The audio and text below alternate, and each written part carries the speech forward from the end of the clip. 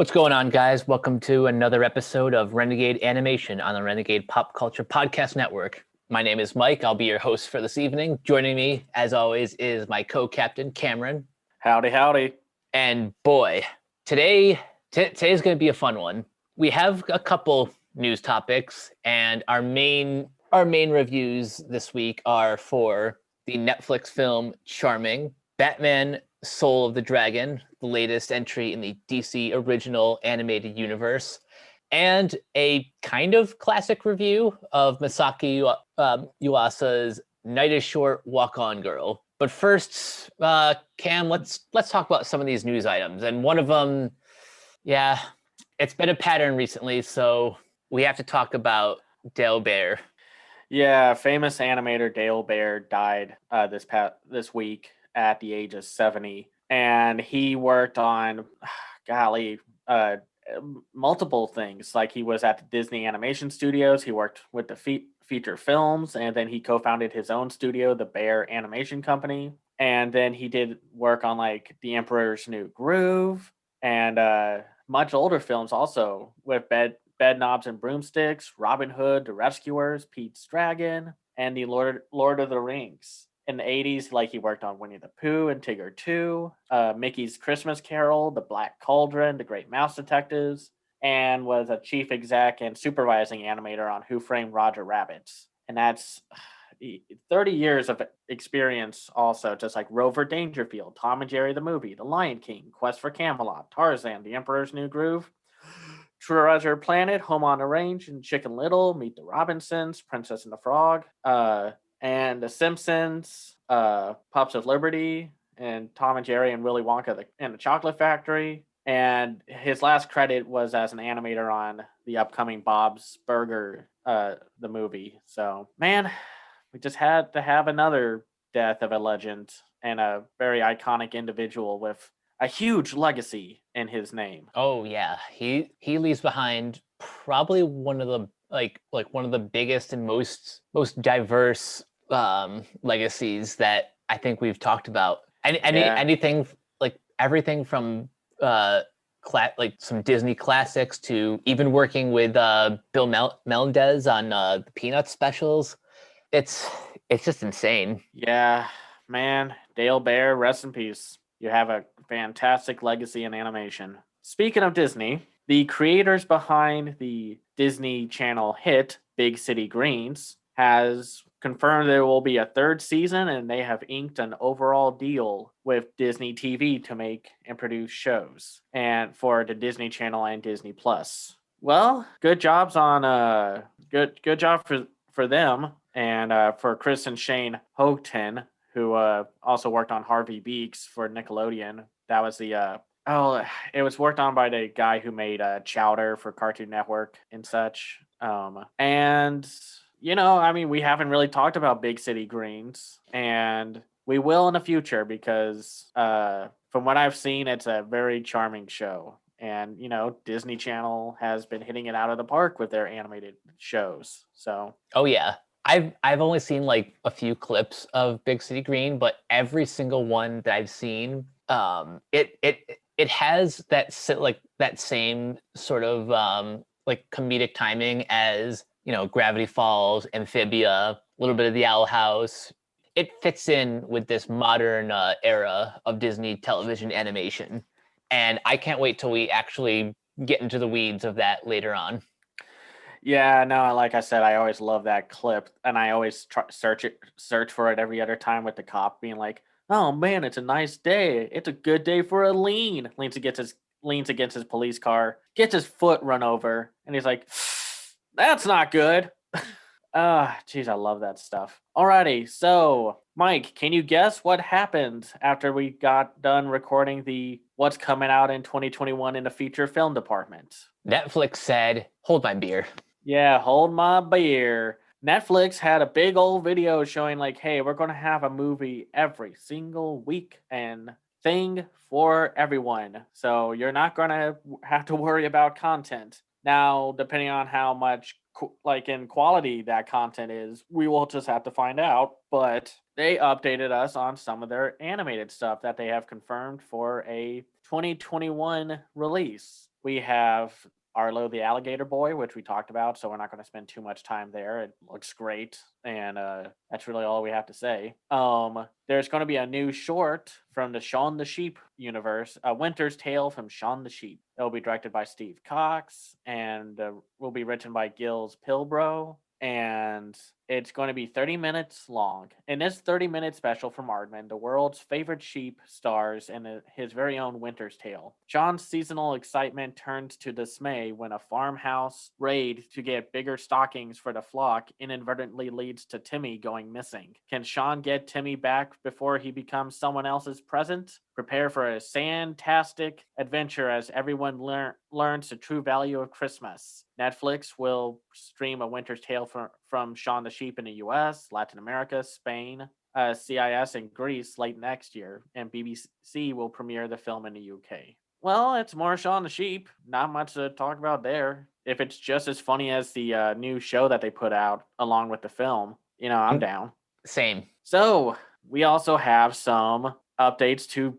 We had our first little look at Back to the Outback, the film directed by Claire Knight and Harry Cripps, and being produced by Daniela Mazzucato.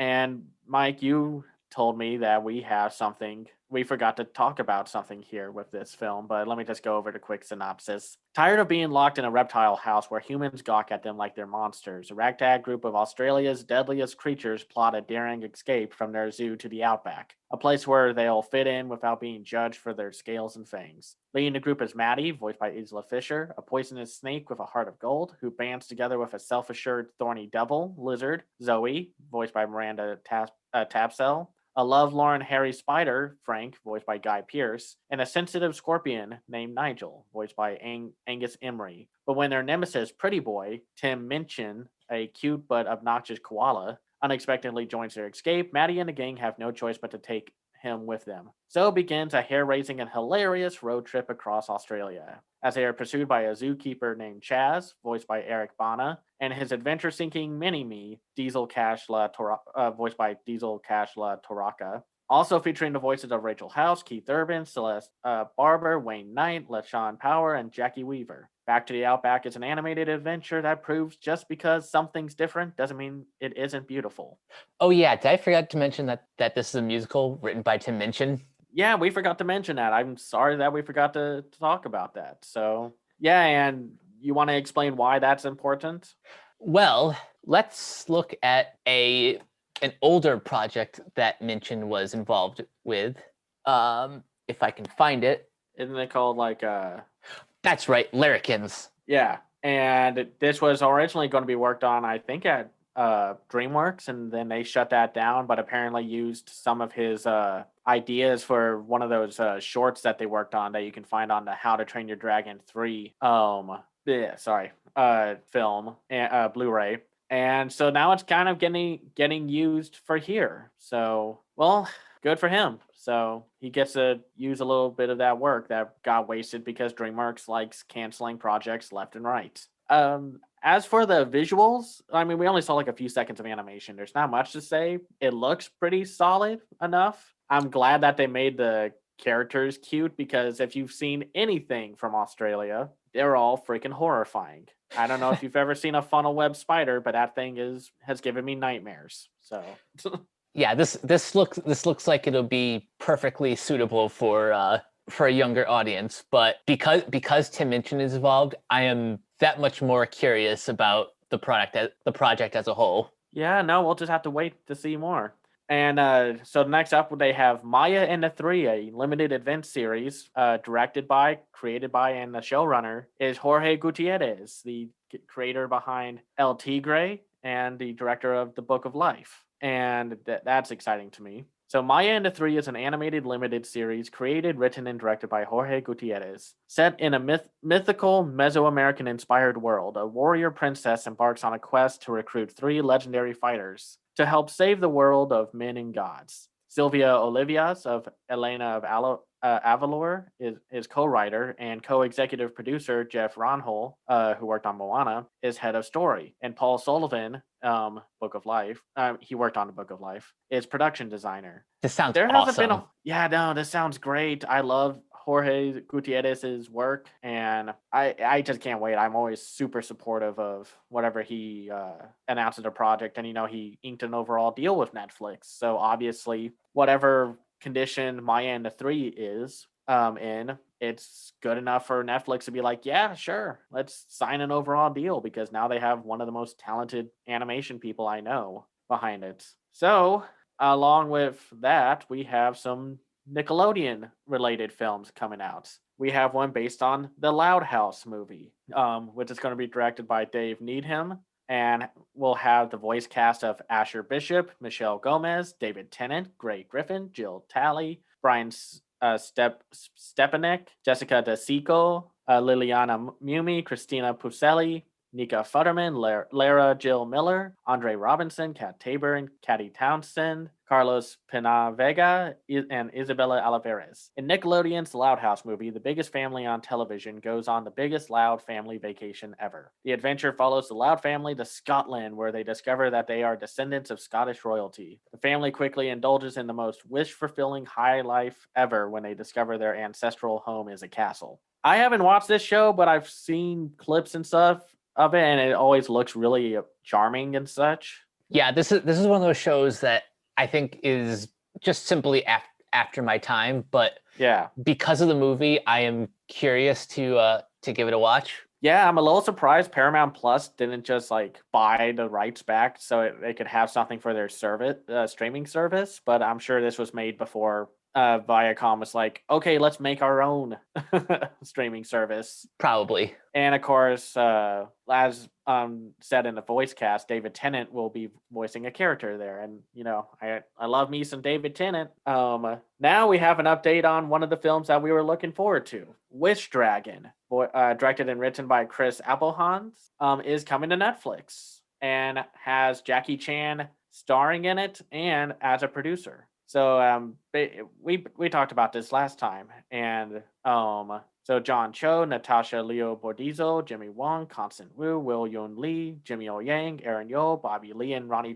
Chiang will be in the voice cast. In Sony Pictures Animation's Wish Dragon, Din, a working class college student with big dreams but small means, and Long, a cynical but all-powerful dragon capable of granting wishes, set off on a hilarious adventure through modern-day Shanghai in pursuit of Din's long-lost childhood friend Lena. Their journey forces them to answer some of life's biggest questions, because when you can wish for anything, you have to decide what really matters. I'm happy that we I'm not shocked that Netflix picked it up, but it was kind of interesting that it's like we finally hear about it from last year and then it went silent. Yeah. I was kind of worried that we would almost not see this for a couple years, but good on Netflix for picking this up. Yeah. Because someone had to. Netflix, we're going to talk about a little bit about your purchasing habits soon, but I can't wait for this one. It looks charming. As an aside, it would be awesome if Netflix swiped Connected from Sony, just like they did Wish Dragon. Yeah, wouldn't that be awesome? But we'll have to see. They still haven't given us anything. But as I say that, watch me wake up tomorrow and and you send me a message like, hey, this happened. And it's like, oh my gosh. No. So speaking of Aardman, they have their Robin short, which will be directed by Dan O'Hary and Mikey Please, and will star Gillian Anderson, Richard E. Grant, Bront Carmichael, and Adil Akhtar. Sorry if I mispronounced that. A stop-motion holiday musical special from Aardman when her egg fortuitously rolls into a rubbish dump. Robin is raised by a loving family of mice. As she grows up, her differences become more apparent. Robin sets off on the heist to end all heists to prove to her family that she can be a really good mouse, but ends up discovering who she really is. Well, it's Aardman. I think it's based off of a book. I don't remember. But hey, it's Aardman. I'm super down to check it out. So yeah, can't go wrong with Aardman. And this short sounds really cute. Yeah, it does. Also, the voice cast. Come on, Gillian Anderson, Richard E. Grant. I mean that's good. Yeah, right there and then. So Rise of the Teenage Mutant Ninja Turtles, the movie is happening, aka the show Nickelodeon buried. freaking Nickelodeon. And I kind of blame part of the fandom for this show, for the recent show's failure, but we'll get to that another time. So it's going to be directed by Ant Ward and Andy Suriano. It will be produced by Nickelodeon, and the voice cast will include Ben Schwartz, Omar Benson Miller, Brandon Michael Smith, Josh Brenner, Kat Graham, Eric Bauza, and Haley Joel Osment. In Nickelodeon's Rise of the Teenage Mutant Ninja Turtles, the movie, sorry, mouthful. The Ninja Turtles are faced with their greatest challenge yet when a mysterious stranger arrives from the future with a dire warning. Leo is forced to rise and lead his brothers, Raph, Donnie, and Mikey, in a fight to save the world from a terrifying alien species, the Krang. So, oh man, even if I've never seen a single episode of Rise, I still will. Well, I want to see the series go to Netflix, but I'm just excited for another TMNT movie with Krang as the big bad. yeah, and you know who animated the series? The same studio that did Glitch Tech. Mm-hmm. And if you've seen the animation in both of these shows and that Lego Monkey King series that we for some reason haven't gotten yet, boy howdy is the action great in this show. Like, golly, it's impressive. But since it wasn't the 2012 show, it was bad for some reason. Ugh, whatever. Fandoms suck. Mm-hmm. And then finally we have Troll Hunters, Rise of the Titans. And it will be directed by Johan Mate, Francisco Ruiz Velasco, and Andrew L. Schmidt. And the voice cast will have Emil Hirsch, Lexi Mirando, Charlie Saxton, Kelsey Grammer, Alfred Molina, Stephen Yeun, Nick Frost, Colino Donahue, Diego Luna, Tatiana Maslany, Cole Sand, Nick Offerman, Fred Tatasciore, Brian Blessed, Kay Best, Piotr Michael, James Hong, Tom Kenny, Angel Lynn, Amy Landecker, Jonathan Hyde, Baby Wood, Lorraine Newman, Gray Griffin, and Shittle Hines. I don't think that's enough people. Now I could use a few more. No. In DreamWorks' Troll Hunters Rise of the Titans, Arcadia may look like an ordinary town, but it lies at the center of magical and mystical lines that makes it a nexus for many battles among otherworldly creatures, including trolls, aliens, and wizards. Now the heroes from the hit series Troll Hunters, Three Below, and Wizards team up in their most epic adventure yet, where they must fight the arcane order for control over the magic that binds them all. We made a promise that we were going to do a whole retrospective and then realize how much there actually was. And I think we'll probably plan out we'll do like a part 1 focus on Troll Hunters, part 2 focus on Three Below, and then work on Wizards for part 3 before this film comes out, maybe. Because this is like a full saga. It's like trying to. It would be like, say, if we started this back in 2018 and tried to cover the How to Train Your Dragons trilogy while also doing Riders of Berk, Defenders of Berk, and Race to the Edge. It's just a lot. So that's why we haven't really talked about it. We just need to plan it out, and then it's just everything else going on. So we'll try to get to this. Now, Mike, here's a question. Are we going to tackle some of these later films? Because I feel like they would be labeled more as TV films than actual, I think there's a difference between the Rise of the TMNT film and Wish Dragon in some regards. I mean, they're movies and they're all going to be on a streaming service, so the barrier of difference kind of lessens, but... I mean, let's be honest. This podcast honestly has no boundaries. We've covered film, we've covered television, we'll cover anime. I at least will delve into the live action hybrid stuff. Same. So honestly, anything goes. Yeah, we'll see. We'll see what the plan is, because we'll have to watch some of these series like Loud House and Rise of the TMNT and Troll Hunters. Otherwise, I'm looking forward to talking about some of these things. And hopefully that'll be the last update for a while. You got that, animation industry? No more for this week. I want to stop making our 2021 lookover dated. But let's move on. So, there's going to be a new Monkey King film. Big shock. They pop up as many times as Batman animated films. It's called Journey to the West, Reincarnation of the Demon King. And it might be a sequel to the 2015 film of The Monkey King Hero is Back, but there's no real confirmation about it so far. All that it matters to me is It looks fun. I love this action stuff. So, and since it's Chinese animation, which we'll do an episode on in February, it's going to look great. Oh yeah. And otherwise, that's really it. There's no real plot details, and yeah, just hope it's good. They've been knocking it out of the park, and we'll be talking about White Snake, Neza, and Zhang Jia for an episode in February. And that's really it for that. Unless you have any thoughts. Actually, I just have a question. Where can people find Heroes Back? You can rent it. It was given a small straight-to-video release with James Hong and Jackie Chan in the film, and Roger Craig Smith also. I don't think you can find it on any streaming services. I'm not entirely sure, just because I wasn't a huge fan of the film outside of a few sequences. But you can find Neza on Netflix as we record this, and Zhang Jia will be widely available to rent or own on February 9th. Awesome. And White Snake is widely available to purchase and rent as well. So, a new animated feature is coming out from Flat Studio. So animation studio Flat Studio and one of its creators, quote unquote Banishment, produced an original anime concept movie titled Rakashe, translating to Life of Falling, and posted it on YouTube.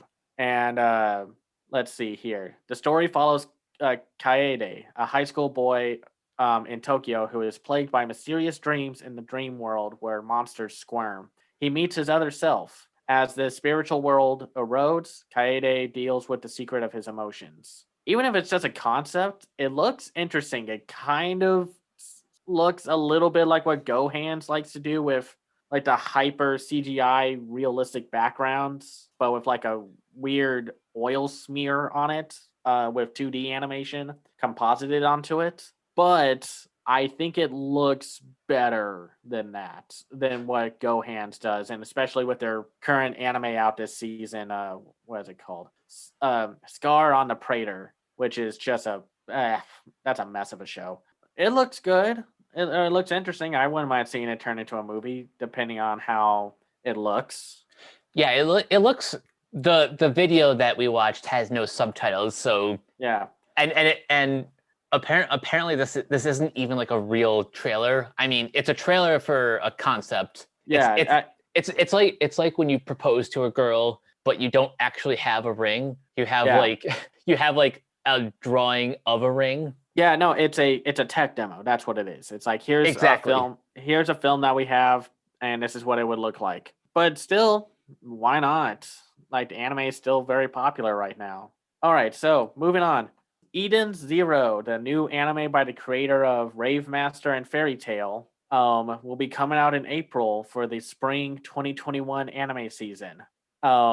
Let's see here. Is there no description, and I will say Shiki Granbell is a human ether gear user who lives among robots on the planet Granbell, a deserted theme park world in the Sakura cosmos. One day, the park is visited by two space traveling bee cubers, Rebecca Bluegarden and her cybernetic cat companion Happy, who is just the same cat creature you see in Fairy Tail, but I'll get to that in a second, whom Shiki befriends while they are there recording videos for their online accounts, Aoneko channel. After the park's robots force them off the planet to save Shiki from being stranded there before their batteries die, Shiki, Rebecca, and Happy set out to explore the universe by searching for Mother, the fabled goddess of the cosmos. In the process, Shiki obtains the interstellar warship Eden Zero, which was captained by his grandfather figure, the mechanical demon king Ziggy, during a previous search for Mother. I've been kind of vocal about this on Twitter. I want to be excited for this because it sounds interesting, and the trailer teaser you see for it has some pretty nice animation. And Jay-Z's staff is not as bad as they once were. It's, again, it's all management and what have you, and who you have. But I just can't get into this guy's visual style. It just seems like he copy and pastes the same designs over and over and over again, and he'll just deliberately rehash animal designs like that cat who you see in Fairy Tail just because. At least the guy, the like Akira Toriyama and the guy who made One Punch Man and Mob Psycho, at least all of their work, while having their visual style, are distinct. They look different. Eden Zero just looks like they took the female lead, just looks like they grabbed her from Lucy from Fairy Tale or whatever her name is and just slapped a different wig on her. I'm sorry. I mean, But you're not wrong. This guy Hiro Mishima, he kind of seems like a less talented Akira Toriyama, at least in terms of, you know, constantly repeating the same designs. But then again, he's also not the first. He's not the first artist to have that problem. no, he's not. And I don't mean to be harsh. I'm still gonna judge this show on its own merits. I'm not gonna be like, well, it's just another show from this guy, so that's it. And it's like, no, that's not true. That's not how things work. So hopefully it's good. We'll check it out in spring. And now, finally, another image popped up of the CGI looks for the Rugrats reboot that'll be made by Klasky Supo, and we'll see a return of a lot of the original crew and voices from the show's past. And funny enough, I think that means we'll see E.G. Daily, who we will be talking about very soon. Mm-hmm. And apparently this reboot success will be the fit. Golly, I hate this kind of mindset for these companies. This better succeed or else everything else is off the table. Yeah, like that's fair for everyone else. That you're putting all your betting all the what's a good term for that? Like putting your entire bet on one thing. Putting Like all your eggs in one basket. Yeah, like that, and betting the house and whatnot. Yeah, or putting the cart before the horse. Yeah, so it's all of those idioms.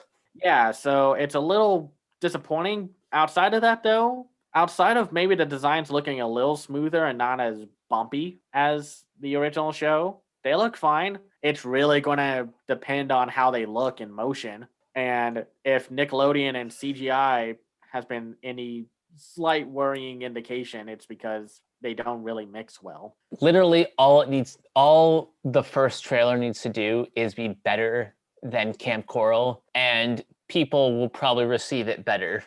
We'll see, man. I hope so. This is another one of those. Like, it's amazing to think that like Nickelodeon had other huge hits now after SpongeBob and the Loud House. But they did. Rugrats was their biggest moneymaker for the longest time until SpongeBob dethroned it. So it's always interesting. But unless I missed something, that is all the news that we have for right now. Before we get into our main reviews, we got to talk about this pilot that debuted on YouTube earlier in the week. Long Gone Gulch. A story about two misfits, Snag and Rawhide, were chosen as the new sheriffs in a strange town adrift in an ever-moving dust cloud. Long Gone Gulch holds the inhabitants of myths, urban legends, and folklore from around the world. The pair, trying to keep the peace, travel through Long Gone Gulch and experience many different adventures along the way.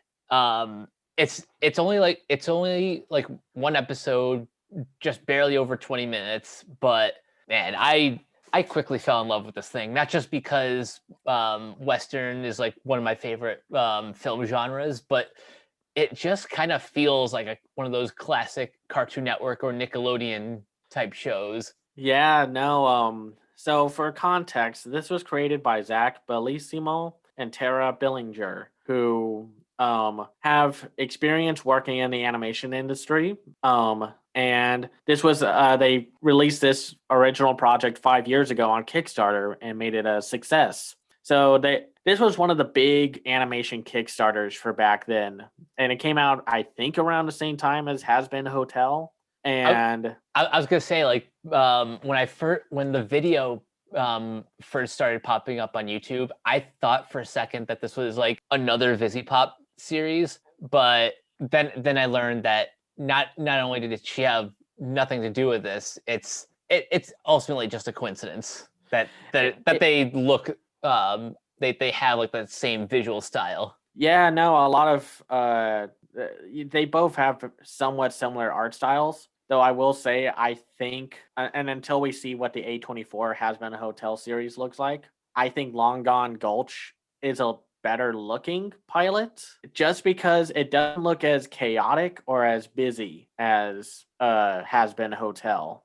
and I think it just has a cleaner looking style, and it's not as overly chaotic. But in general, I thought it was a pretty good pilot. I think it's very creative. It's got a fun world to be enthralled in. It was pretty funny, but we can break it down a little. So first off, I want to talk about the voice cast because this was one of my favorite things about it. Rawhide is voiced by Elizabeth Daily, who you would know as Tommy Pickles from Rugrats and Buttercup from the original Powerpuff Girls. Mm-hmm. And then Danny Cooksey voices Snag, who he was in like the Lorax, Different Strokes, Salute Your Shorts, Hey Arnold, the Jungle Movie. He's been around. Let's just say that.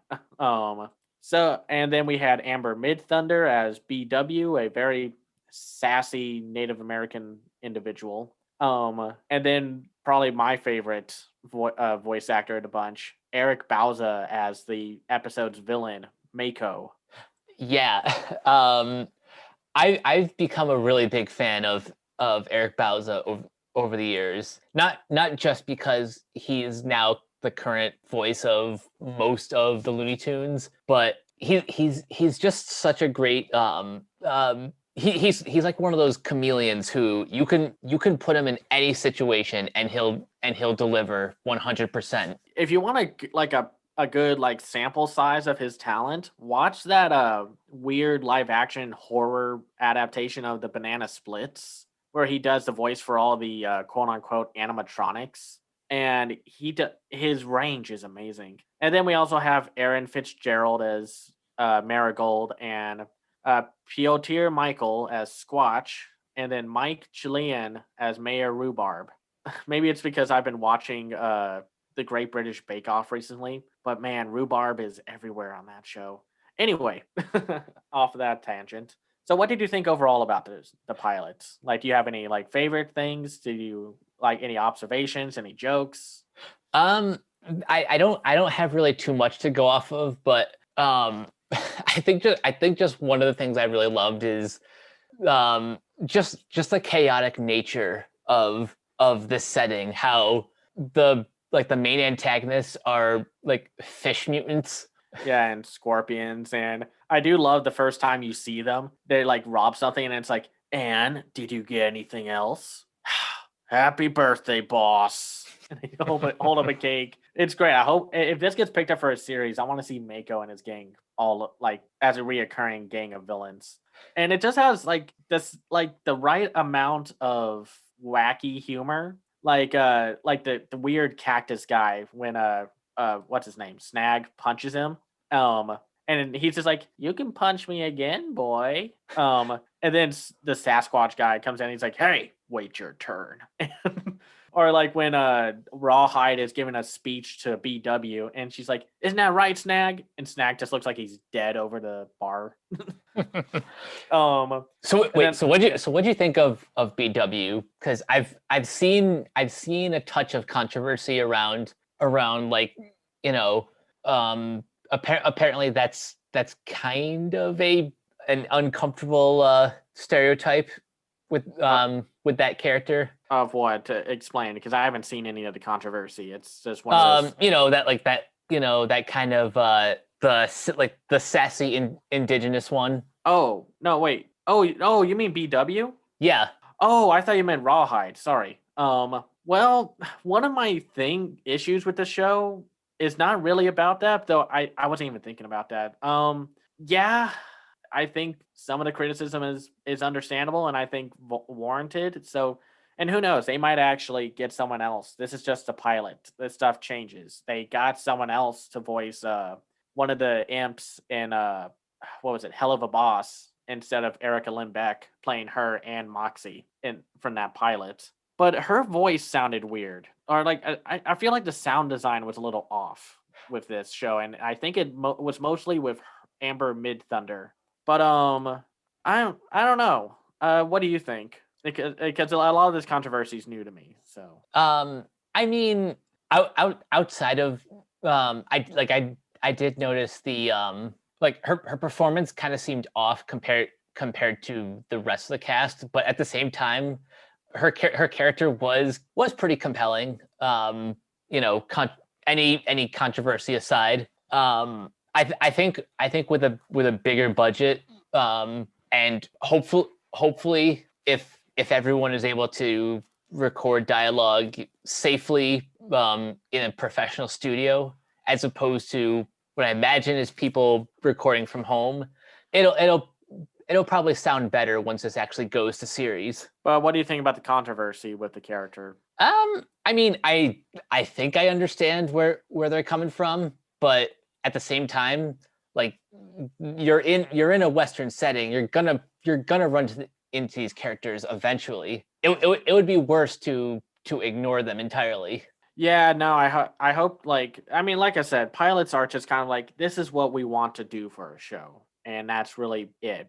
Things change. Like it's like people should look at stuff like the Gravity Falls pilots or like the Adventure Time pilots and what have you. It's things change drastically between pilots and then the official show. Like for example, for Rawhide and Mayor Rhubarb, Jenny Slate and Patton Oswalt were considered for the roles. Huh. No offense to Mayor Rhubarb's voice actor, but I think I would have liked that a little more than who we have right now. But that's just me. I'm a Patton Oswalt fan, so anytime we can get more Patton Oswalt and such. As for E.G. Daly or Elizabeth Daly, I like her, but again, something about the voice, the sound quality was off, and maybe it was like because everyone was using makeshift studio stuff or what have you. I can't really pinpoint what is exactly is up with it, but I will say I did love the joke of like before what's his name, Mako was going to kill Snag, and the two Scorpion henchmen are like, "We got you a birthday present, boss," and then they show him, and it's just like this crude drawing of Mako taped on top of Mayor Rhubarb's portraits. And then he's just like, well, the composition's off, tangent. It lacks a basic understanding. It's perfect. No, I know a lot of animation fans, and I used to draw a lot and learned a lot about this kind of stuff. And it was just a funny joke.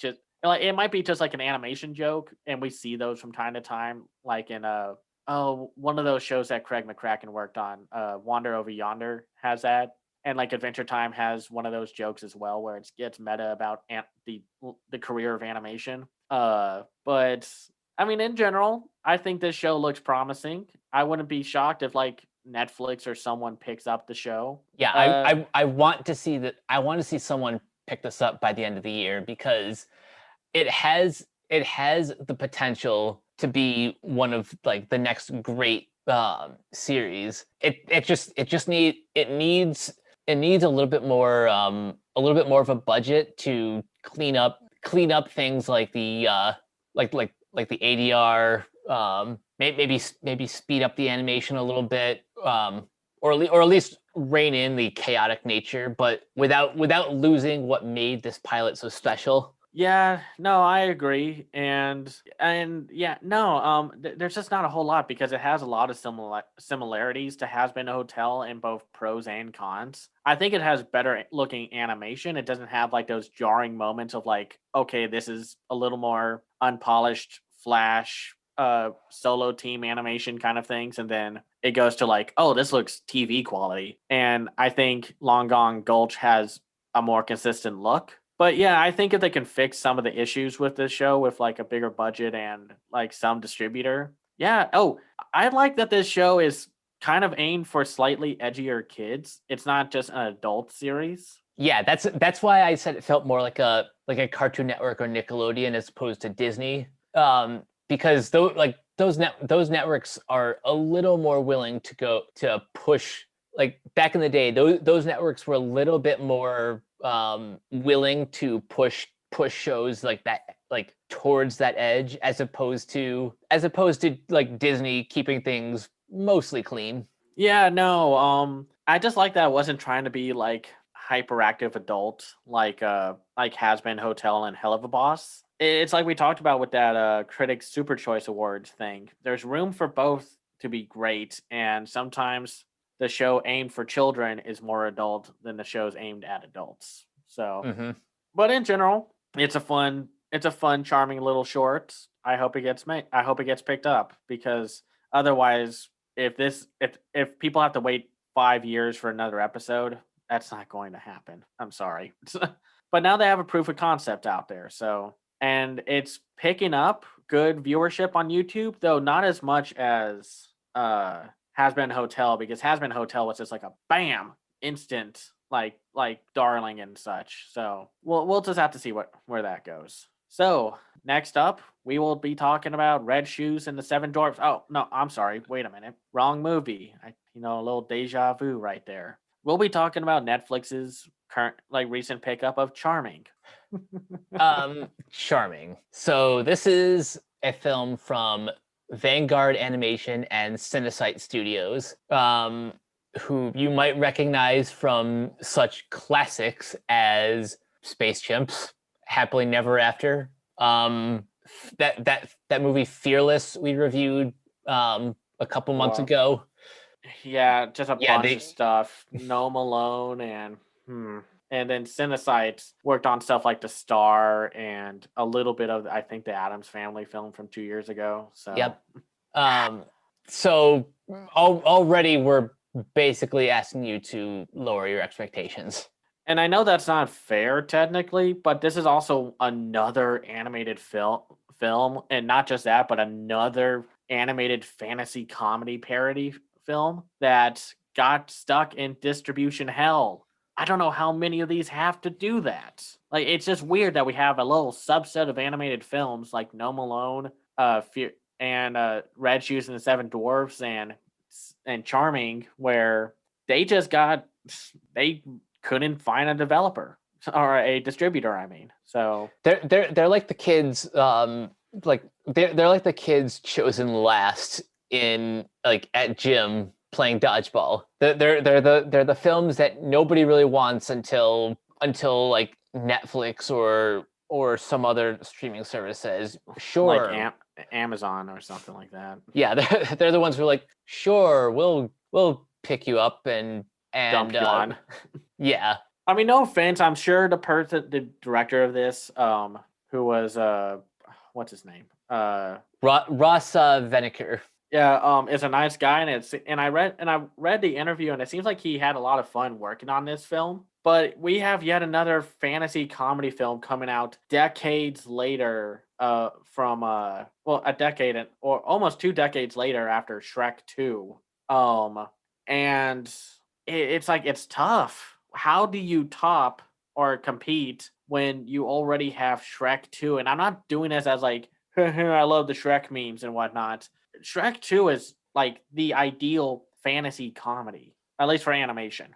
Yeah, I think when it comes to the very specific satirization of mostly the fairy tale characters that Disney has turned into household names, it doesn't get better than Shrek 2. It had like the perfect comedic timing. The pop culture references were on point. The musical sequences were amazing. That might be my favorite cover of I Need a Hero.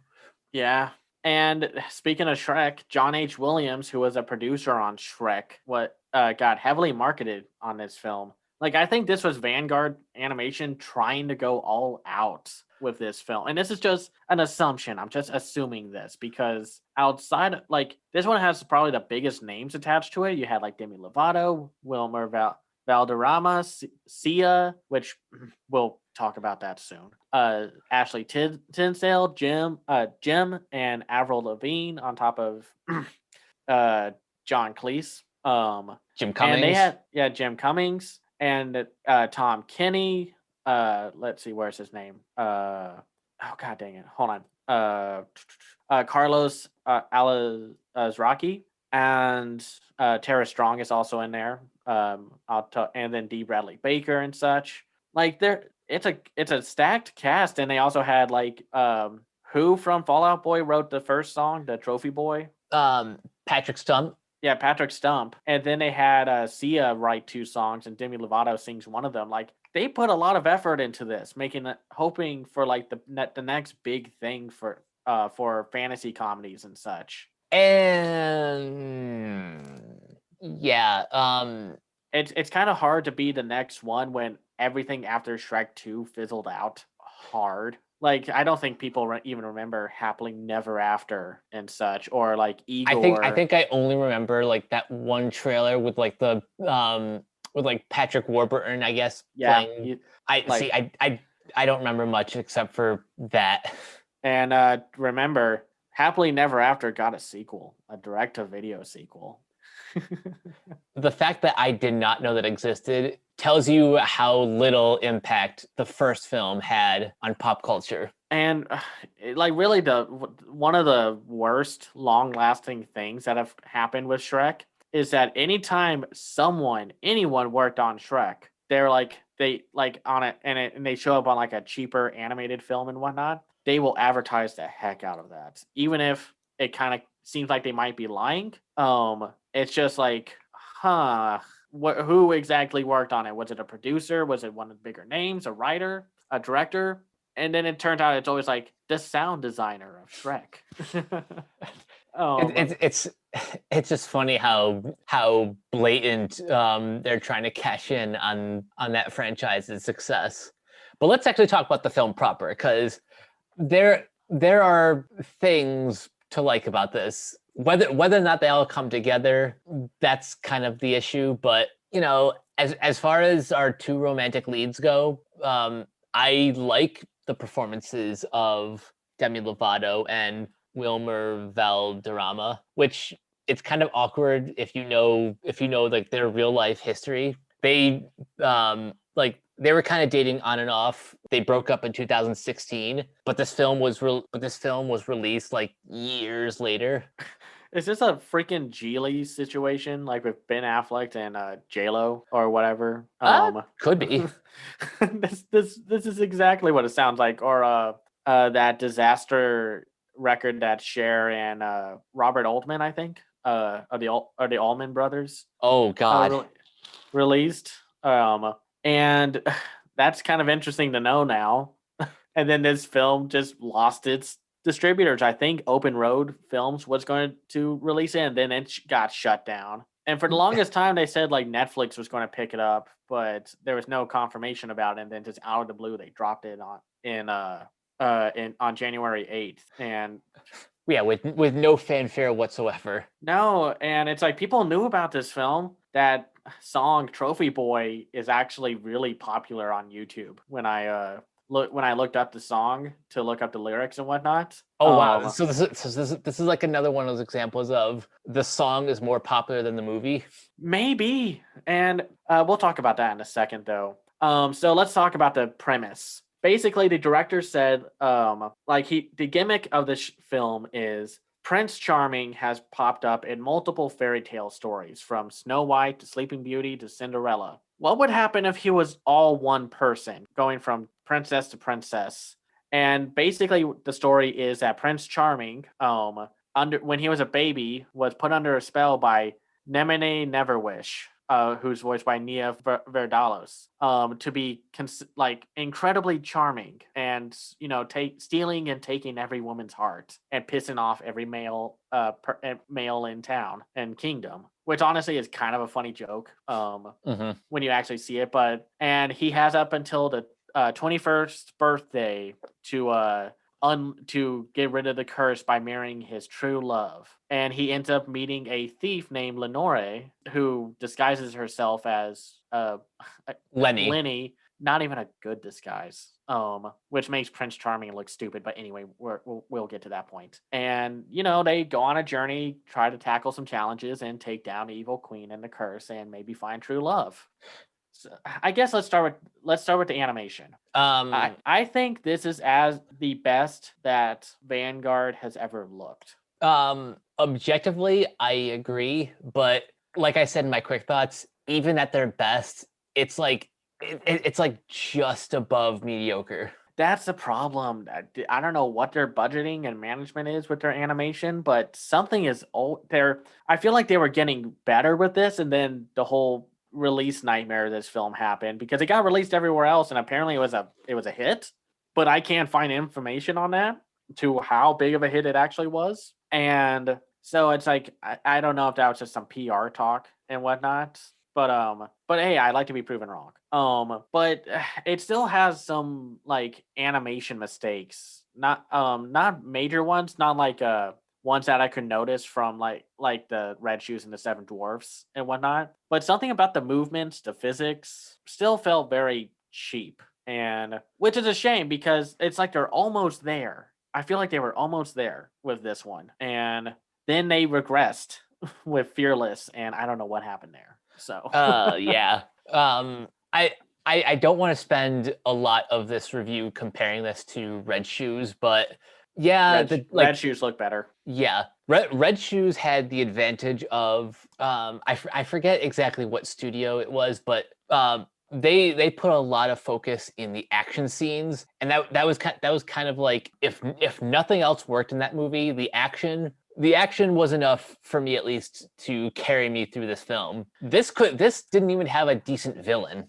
No, we have yet another Marvel villain problem where the Nemini Neverwish is just not an interesting villain, and we don't even have like the Patrick Warburton magic tree to like help back that up, or a Jim Rash as Prince Average, which is still the funniest thing from that movie. And there's nothing really to balance it all out, and even like the stuff that could have been funny is not really it doesn't work, or it's not fleshed out enough. Like for example, you do see Cinderella's godmother, who is voiced by the now problematic John Cleese.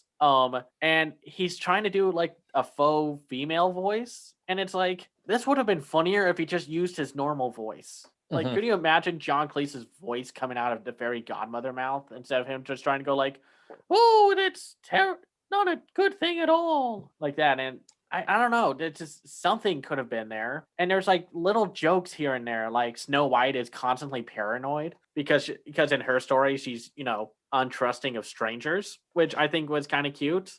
I liked the editing of like one moment like Philippe is describing each of his fiancées, and like the next scene it cuts to the exact opposite of what he just described. Yeah, no, and it's Sleeping Beauty is like full of energy and well rested. And she's like constantly asleep, and then the painter's like, "Oh God, not again! Hold on."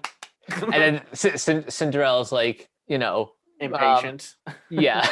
And no, it's like there are some funny jokes here and there. Like, and like I like some of the lines are kind of cute. Like when Prince Charming is like talking to one of his knights, and he's like, "It'll be a piece of, like," he's like, "Okay, so I got to do this and that and that. Okay, piece of cake." And the knight looks at him and he's like, "No, I want a piece of cake." "Oh, sorry, sir." Or like or just like in like here's one of my favorites. So during the musical number of Trophy Boy, you pass by a fish market, a fish stall, and you see Ariel sitting there, and the three princesses sing, and you see Ariel try to sing, but of course, if you know anything about the fairy tale, right, she doesn't have her voice, and she's like, she tries to sing, and then she's like, "Oh." I don't know. It's like it's all. I feel like this movie is almost there with making this work, and it's like I kind of like the chemistry between Prince Charming and Lenore, and I don't know why, but someone getting hit with a frying pan is always funny. Like it was funny in Red Shoes, and it was funny here when Lenore ran into to the bakery and just knocked out the chef. And then like when Prince Charming is trying to break up with all the girls that he meets in the market, and then he's about to get like stabbed or like a hatchet's about to go through him, and all the knights are just like tackling the people out of the way. Like there's something there. It feels there. Like I said, there's something there, but I don't think they went far enough. Especially like, and I think a good example of this can be with probably one of the more problematic things about it. Those female cannibal giants. Now, cultural sensitivity aside, and issues with that aside, which, take it or leave it, they're not the greatest. So they feel like a late 80s, early 90s portrayal of that kind of stuff. We have the half Oracle, who is voiced by Sia, who is going through her own current controversy right now because she's also got a terrible case of foot and mouth syndrome and is doubling down on it. Yeah, that's the worst part. And the half Oracle is, I feel like, a joke that almost works. She has one blind eye, so her prophecies are either right or they're wrong. You don't know which one. Like I feel like there's a joke there. There's something there that almost works, and I don't think they take full advantage of that. And then they make her kind of quirky and such, and it feels out of place with everything else. And like I said, this film feels half baked. Mm-hmm. Red Shoes, again, the animation and the action sequences kind of save that film from a lot of the same problems as Charming, but both of them really come off as undercooked in ways that, and I'm sorry, it's because they're fairy tales that any comparison to either Shrek or just the modern Disney animated stuff is warranted because it's drawing from the same source material. I know, it's like as you were talking, I was just thinking about, like, man, I would love to watch Tangled right now. Right? And like I remember when they go into that bar with the bandits. It's like, doesn't anyone here have a dream? And it looks like Tangled's about to get killed, and then they got the Brad Garrett bandits like, I had a dream. And it goes into a musical number and such. Like, but it's like the difference there is that Tangled takes advantage of flipping the Rapunzel storyline and makes it deep and complex. The story is not all that complex here. I'll say that like I said, the dynamics between Charming and Lenore is great, like I said, but there's something. I mean, how many times are we going to say lacking and undercooked? And I don't know. There's just not a whole lot to talk about, and it doesn't have anything that Red Shoes didn't have that saved it. Well, okay, I'll say this: had this been a stronger musical, like and not just one bop in the beginning and then a bunch of other, pretty good at best like songs. Like if they actually put the effort into, committing to that Broadway musical style, then like that would have been the edge that would have saved this movie. Instead, like they don't go far. Yeah. I love Trophy Boy, but like Trophy Boy does not a compelling movie make. By the way, Trophy Boy is a bop. I actually listened to that song a few times at work today. Like, it's got a good beat to it, and it's definitely, you can definitely tell it's written by the guy from Fall Out Boy, because it's very much a Fall Out Boy kind of song. Oh, certainly.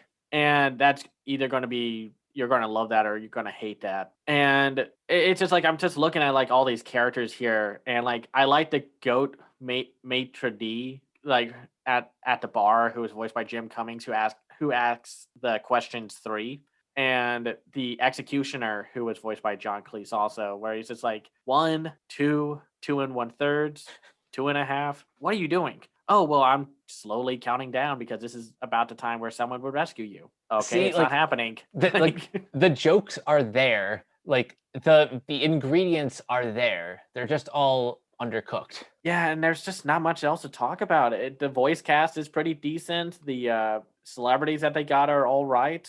I don't think they had a good script, and I think sometimes their line reads are clunky. But other than that, not much else. It's just I'm ready to move on from this one. Yeah, so if you're curious about this film, since you can finally watch it in the US, then it's fine. I'd rather watch Red Shoes and Seven Dwarfs because I remember that movie's 100 times funnier and more entertaining to me.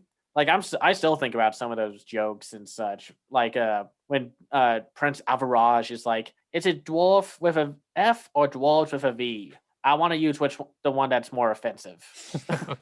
So it's like, like it's like stuff like that is funny, or at least just like to the context of that character and the movie and whatnot. So yeah, if you want to watch it, go ahead. It's probably not going to be the worst film or the weakest film animated film of 2021, but we'll have to see how this year goes. Anything could happen. If this does happen to stay at the bottom of my list, that means 2021 was a damn good year. I mean, that's the kind of thing that happens sometimes. 2018 was a great year, and when a lot of people's worst pick was Sherlock Gnomes, and even in the context of that film of that year, it was not my pick for the worst. But it was it's like when I remember a lot of critics saying like if that was the worst that we had, and even Sherlock Gnomes was still not great, then that's saying something. It's not like they had an Alpha and a Omega or a Guardian Brothers like in 2017 and what have you. So okay, but let's move on to something that was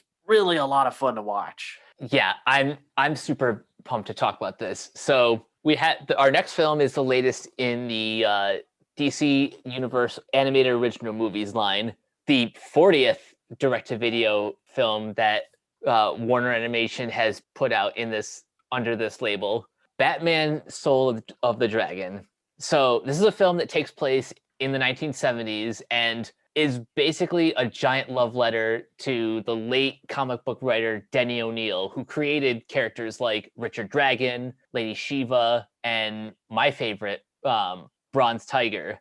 So these are all former students of O-Sensei who sacrificed himself to close the gates and prevent the awakening of the serpent god Naga. So years later, when the Cobra cult emerges, like they come to Gotham, take the the sword that takes your soul to open the gate. Mm-hmm. It's up to Batman and his former classmates to stop Cobra and save the world.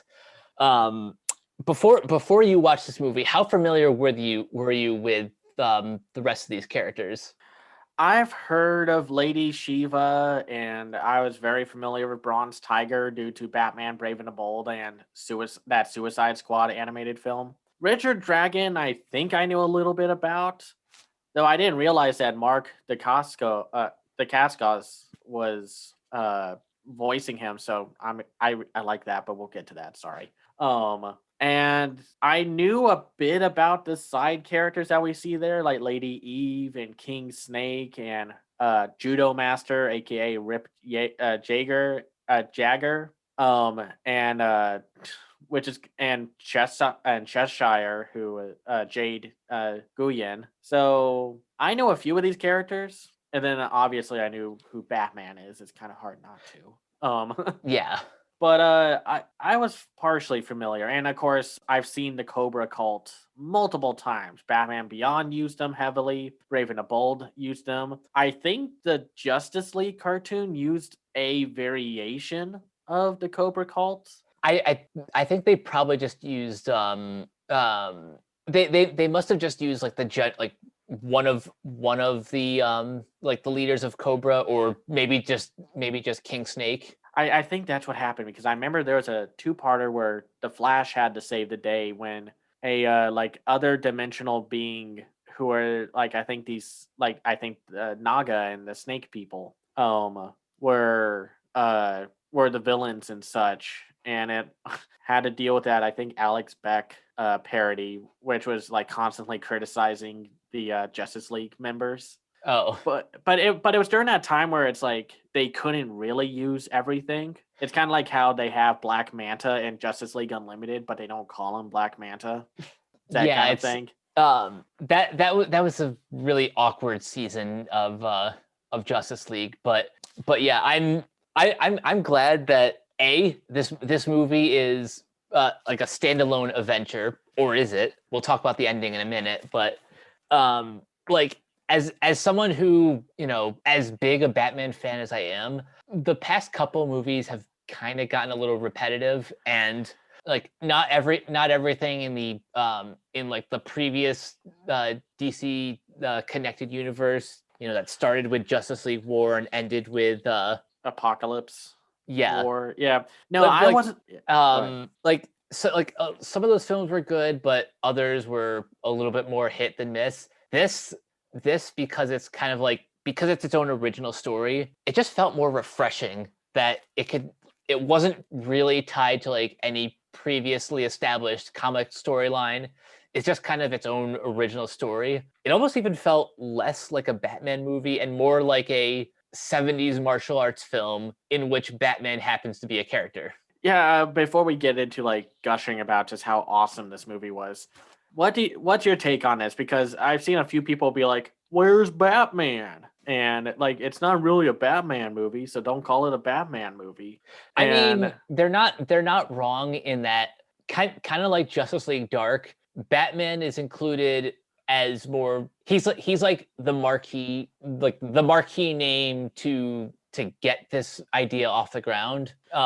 yeah, And also, like, Batman in the 70s had a pretty critically acclaimed run in the comics, written by Denny O'Neil, which I actually have that complete collection signed by artist Neil Adams, which is nice. I got that at Comic-Con in 2017. So yeah, that like seeing this movie taking a lot of inspiration from characters from the 70s was just kind of awesome.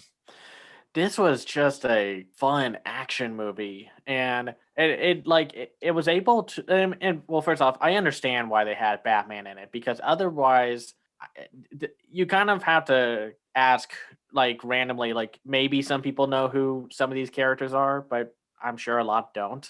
I mean, sure, some people would probably know who Bronze Tiger is, especially with J. White returning as the characters, since you were a huge fan of Arrow, and he played Bronze Tiger in that series. Yeah, and he was awesome in Arrow, and he gets to be more fun in this movie. Yeah, no, and it had some pretty like, and of course, this is working off of the normal direct to video line budget limitations, which is about like maybe $3 to $4 million each. At most. It's basically a TV episode budget, but they shove it in and make it but they stretch it for a movie. But the action was great. The hand to hand combat, which this is trying to be a 70s kung fu flick. So you gotta land that. You gotta hit that, and just don't let off of the action stuff, because martial arts films are all about the martial arts. Mm-hmm. Um, That's the one thing you need to get 100% right, and this movie gets it 100% right. At least within its confines. Yeah, and no, it was just like the action was pretty clear and crisp, and the animation was pretty good all around, all things considered. And I like that they used kind of a variation of the Bruce Timm designs, but not as like not everyone is as like billboard wide pecs. Yeah, like Bruce Timm is an executive producer on this, and you can tell in the face design, like in the facial designs, but it's obviously more distinct than his work in Justice League and Batman the Animated Series. Like I think he's trying to evolve his style. Yeah. And he's like really letting the director kind of develop a style of his own, which is appreciated. Yeah, and I was getting kind of tired of like Sam Liu as a director, just because it seemed like he was there for every other movie. And then I was always kind of more excited when they got a different director, because it's like, oh, that means it's going to be better in some regards. But Sam Liu did a good job of directing the overall film. It has a fun, consistent tone, and it's only serious enough when it needs to be, especially when they finally reveal what's behind the gate. And I will say, here's something that's kind of funny. So in the movie, we see Jade Guyen, aka everyone would know as Cheshire, gets killed to open the gate at the beginning for Jeffrey Burr. Oh, no, not Jeffrey Burr. Rip Jagger, aka Judo Master. And Kelly Hu, who voices Lady Shiva, was the voice of Cheshire from the Young Justice series. Oh wow.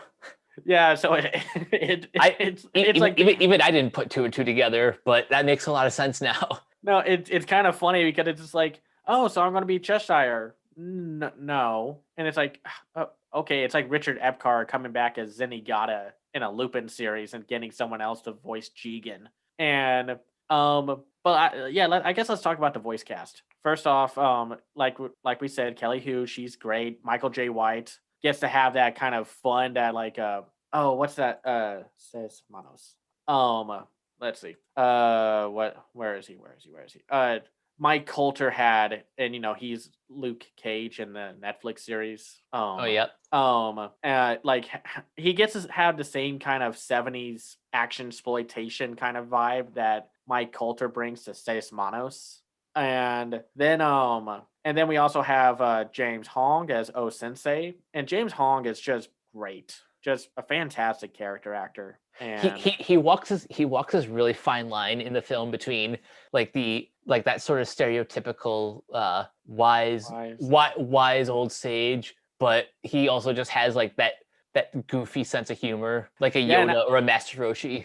Yeah, no, I loved the O Sensei character, and they definitely elevate him enough to not just be a stereotype. And I liked a lot of his quotes and such, like when they were like punching the rock and such, and it's like, you can stop punching the rock, and it's like, but you told me to. I said try to break the rock. And then the whole symbolism of like, you can break the rock, but then there will be pebbles. You can destroy the pebbles, but then there will be sand. And evil is eternal. And I got to be honest, that's probably one of the more profound moments that describes Batman's never-ending crusade to pretty much avenge his parents, because his parents weren't the first to be like gunned down by criminals, and they won't be the last. Yeah, no, it's just like O Sensei kind of reminded me of like Oogway from Kung Fu Panda, because he would have that kind of same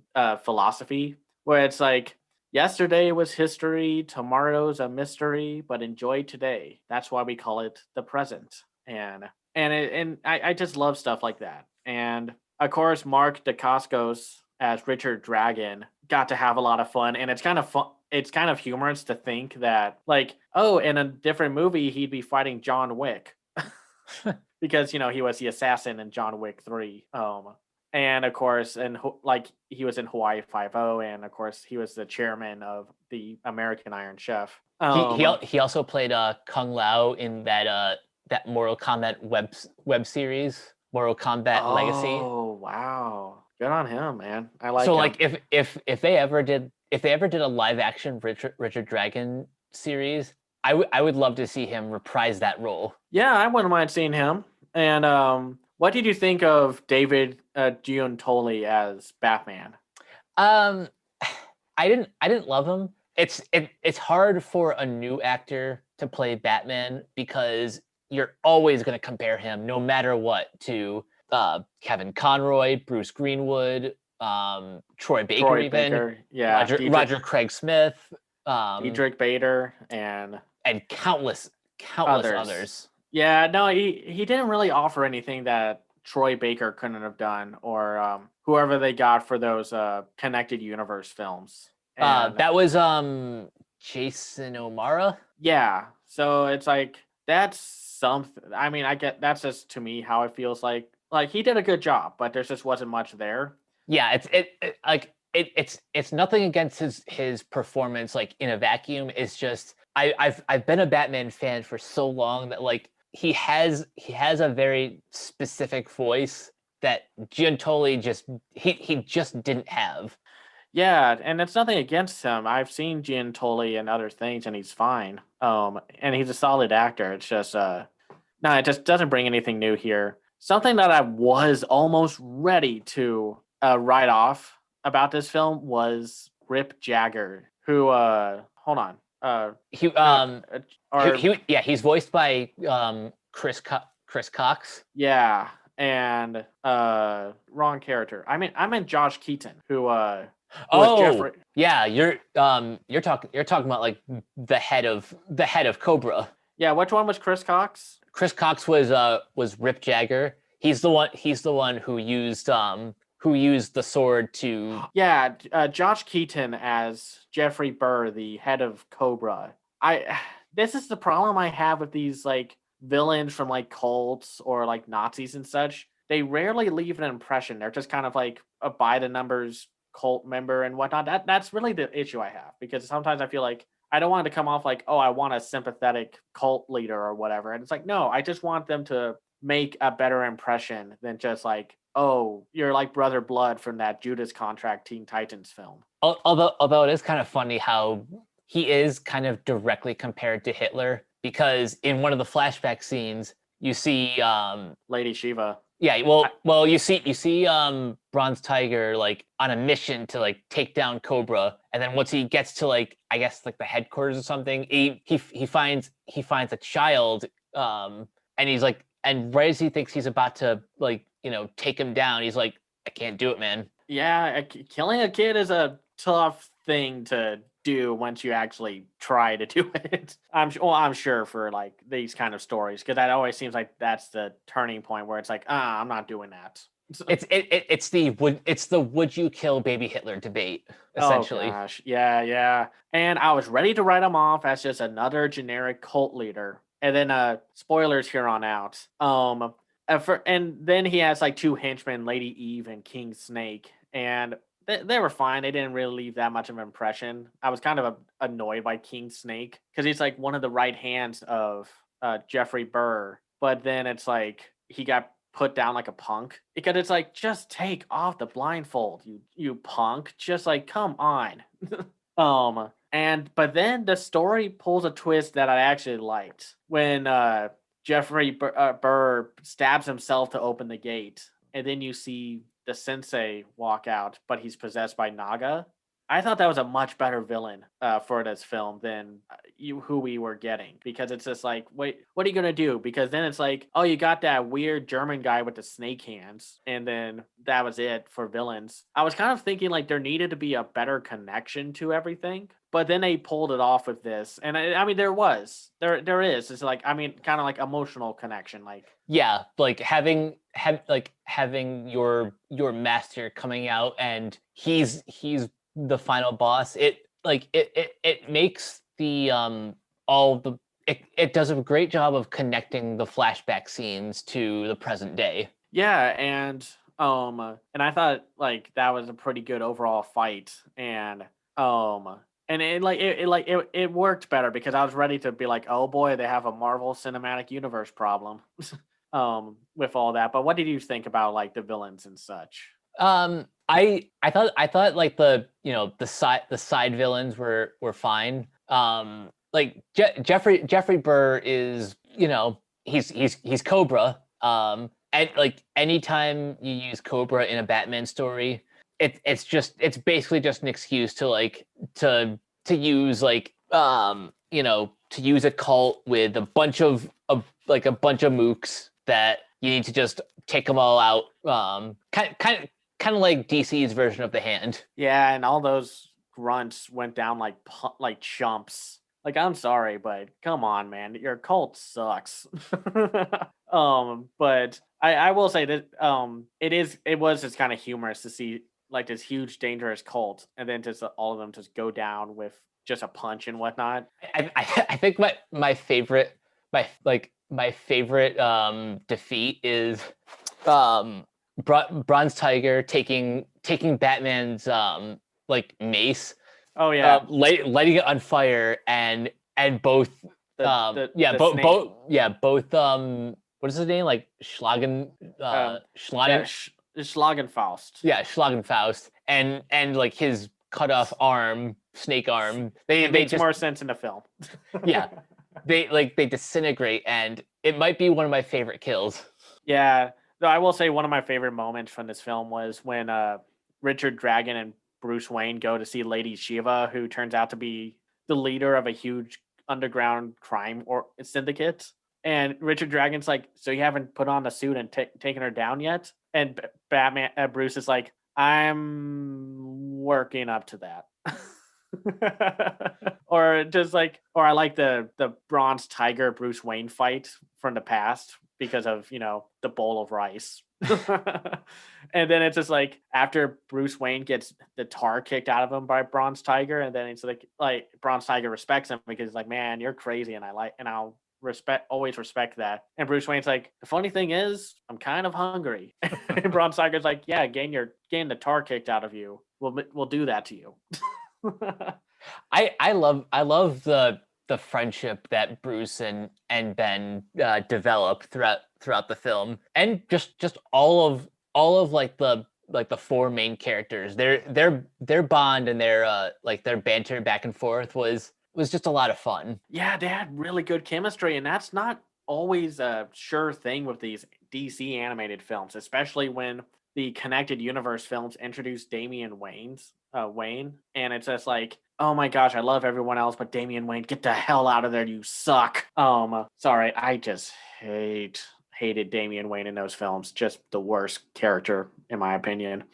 But yeah, I love the dynamic chemistry between everyone. It's like they palled around a little. And it was just kind of fun to see. I guess Bronze Tiger and Lady Shiva are not technically villains because I feel like they kind of change depending on the incarnation. At best they're like anti-heroes. It literally just depends on the story. Because Batman Brave and the Bold had Batman fighting with Bronze Tiger to take down I forgot, like the Nefarious Trio or something like that. And let's see here. Yeah, the Terrible Trio. The ones who would wear like the shark mask, the falcon mask, and the fox mask. Yep. And then yeah, I've always kind of seen Lady Shiva as like a villain and whatnot. It always depends on like what story you're trying to tell, because in some stories, like she's like she's like one of the like she's a teacher. I think in some incarnations she taught Batman how to kill, which is why he refuses to do so. Yeah, and now let's talk a little bit about the ending. So they take down the possessed master, and then Batman himself goes into the portal, and it's like, I'm going to take down Naga and his men, or the snake monsters. But then Richard Dragon, Lady Shiva, and Bronze Tiger join him. It's like, no, we're not letting you do this alone. The portal closes, and it kind of ends on a sequel bait. Normally when other films try to do this, I kind of roll my eyes because I'm thinking like, don't count your chickens before they hatch. Don't count your chickens before they hatch. But in this case, I fell hard for these characters that if they announce a sequel like tomorrow, I will want to see it like immediately. Yeah, I mean, like, I'm fine with them not doing connected universe films anymore. I'm kind of done with those, but I wouldn't mind them doing like a sequel to Soul of the Dragon or something like that. Maybe just like a one follow up. I don't want it to be like its own new connected universe. But I would be down for that. I wouldn't mind a sequel of like Batman, Richard Dragon, Lady Shiva, and Bronze Tiger jumping around the monster dimension, fighting snake demons and whatnot. That would be kind of fun, actually.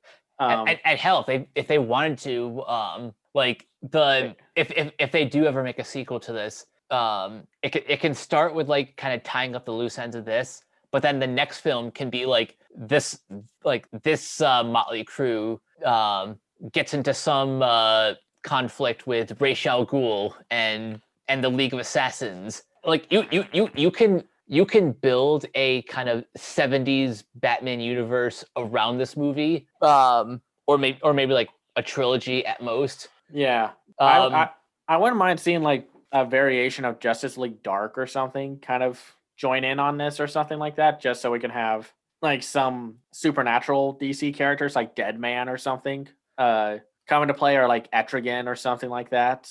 But no, I wouldn't mind some of this stuff. And plus, if they take like inspiration from stuff like the Shaw Brothers studio, which made a bunch of kung fu movies and whatnot, and some of them got pretty crazy and over the top and such. Oh my god!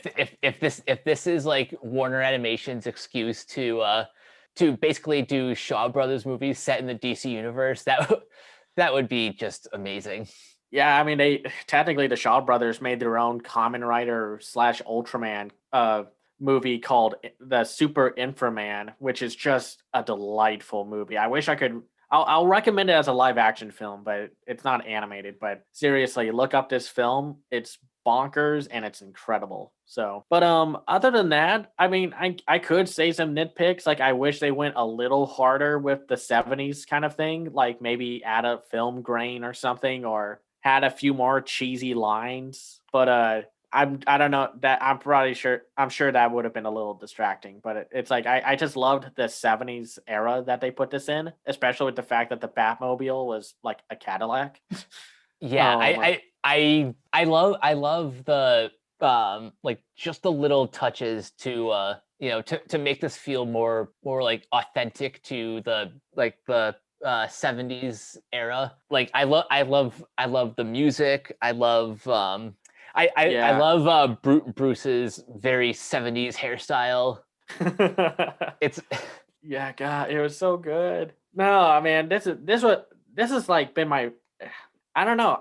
I have to think about if this might be my favorite one, but it seems like I love the martial arts Japanese Asian influenced Batman films like this and Batman Ninja like the I most. still need to watch Batman Ninja, but Oh my if gosh, we if should. if it's as crazy as I've heard, Oh, it's crazy, man. You gotta watch. We'd have to do like an episode just about it or add it somewhere, like because man, it's a fun movie. So I look forward to it. But for now, I can highly recommend checking out Batman: Soul of the Dragon. yeah, same It's out here. it's out on digital now, and it'll be on DVD and Blu-ray January 26th. Yeah, man, I recommend it. Pick it up. It's one of the better animated films that they put out. And now we move on to a boy. This film really left its mark on me. So in 2017, our favorite Japanese filmmaker, Masaaki Yuasa, released his masterpiece in Japan called "Night Is Short, Walk On Girl." It's kind of a spiritual successor to his like 11 episode series, the Tatami The Galaxy. Yeah, which both are based off of the work by Tomohiko Morimi, and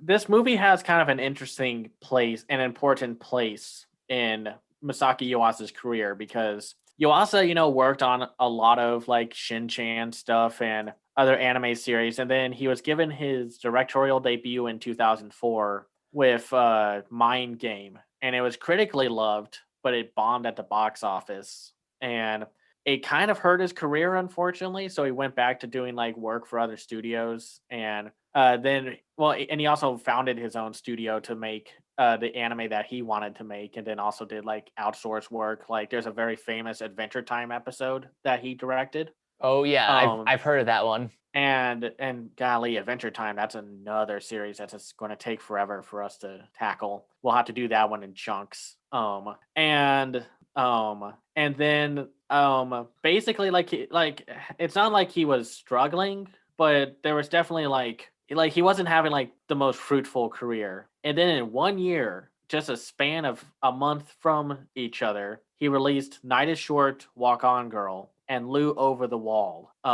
within the same year. And both were critically acclaimed, but Lou Over the Wall was super successful, like a financial hit that put Yuasa back on the map, which is why he then had a deluge of just incredible work afterwards.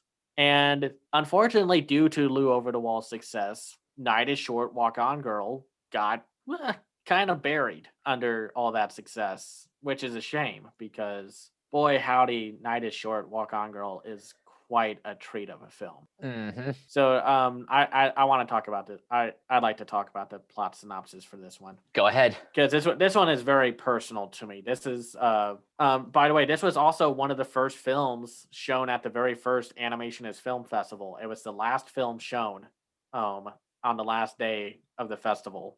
Like we said, it's a sort of spiritual sequel to the Tatami Galaxy, which is why you'll see like some of the main characters in the show from the show in this film, but you can easily watch it without because it sets itself up as its own story. So one night while gallivanting and while drinking, the girl with the black hair and the red dress, let's see, yeah, the girl with black hair who is dubbed by Jackie Lastra, is wanting to become an adult, like enjoy the adult life on her own terms, like at her own pace. Little does she know, she is being she has gotten the attention of Senpai, a higher up school student at the college that they go to, who is voiced by Kellen Goff, who has made it his mission to like basically hook up with her and is willing to do really whatever it takes to do so without actually doing the work of getting to know her, which has its own toxic issues with it, but we'll get to that.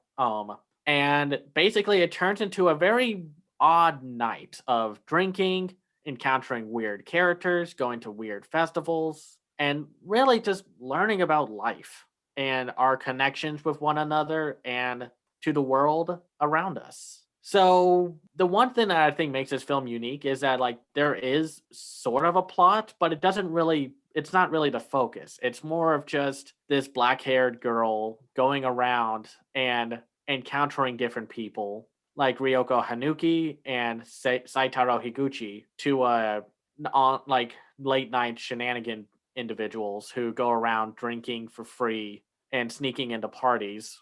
And it's like it's more interested about just the encounters, the experiences of the black-haired girl and Senpai. First of all, can I just say I think it's kind of brilliant that the girl with black hair is not actually given like a character name.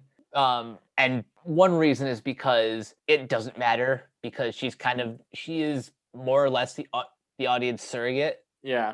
Like she is basically she is like a tour guide taking us on this journey across Kyoto, encountering all of these weird characters, and just having a grand old time. Yeah, it like one of the things that she first encounters is like a bar that's selling a bunch of drinks for like half off or what have you, and she encounters a koi salesman who tells her about just like drinking and just like the evolution of drinks, and then this mysterious drink that's going around called like what fake denki imitation denki brawn or something like that. Yeah, something like that. And then encounters, like I said, Saitaro and Ryoko, and kind of joins up with them on their shenanigans, and they go into like one of my favorite scenes, just because it's like I've seen these kind of parties and discussions, a sophist club, and everyone is just arguing, and it was like, if you have talent, you gotta use effort, but to have effort, you gotta have talent. And then it's just like, what are they arguing about? They're literally arguing about nothing. Yeah, just for the sake of arguing. And then it's like you meet characters like Kosaka, which I don't know if you notice who voiced him, but I'll get to that soon. Who's just like who brings up a really flimsy argument, just like starting point, where it's just like, who should a woman marry? Someone she loves or someone she doesn't? All because he got dumped. And he's just trying to justify his sadness, and he's also going to London because he got rejected. And oh my gosh, and then it's just like the koi fish guy is selling off erotic hokusai ink painting prints, and they also run into a deadly loan shark individual with these really creepy henchmen.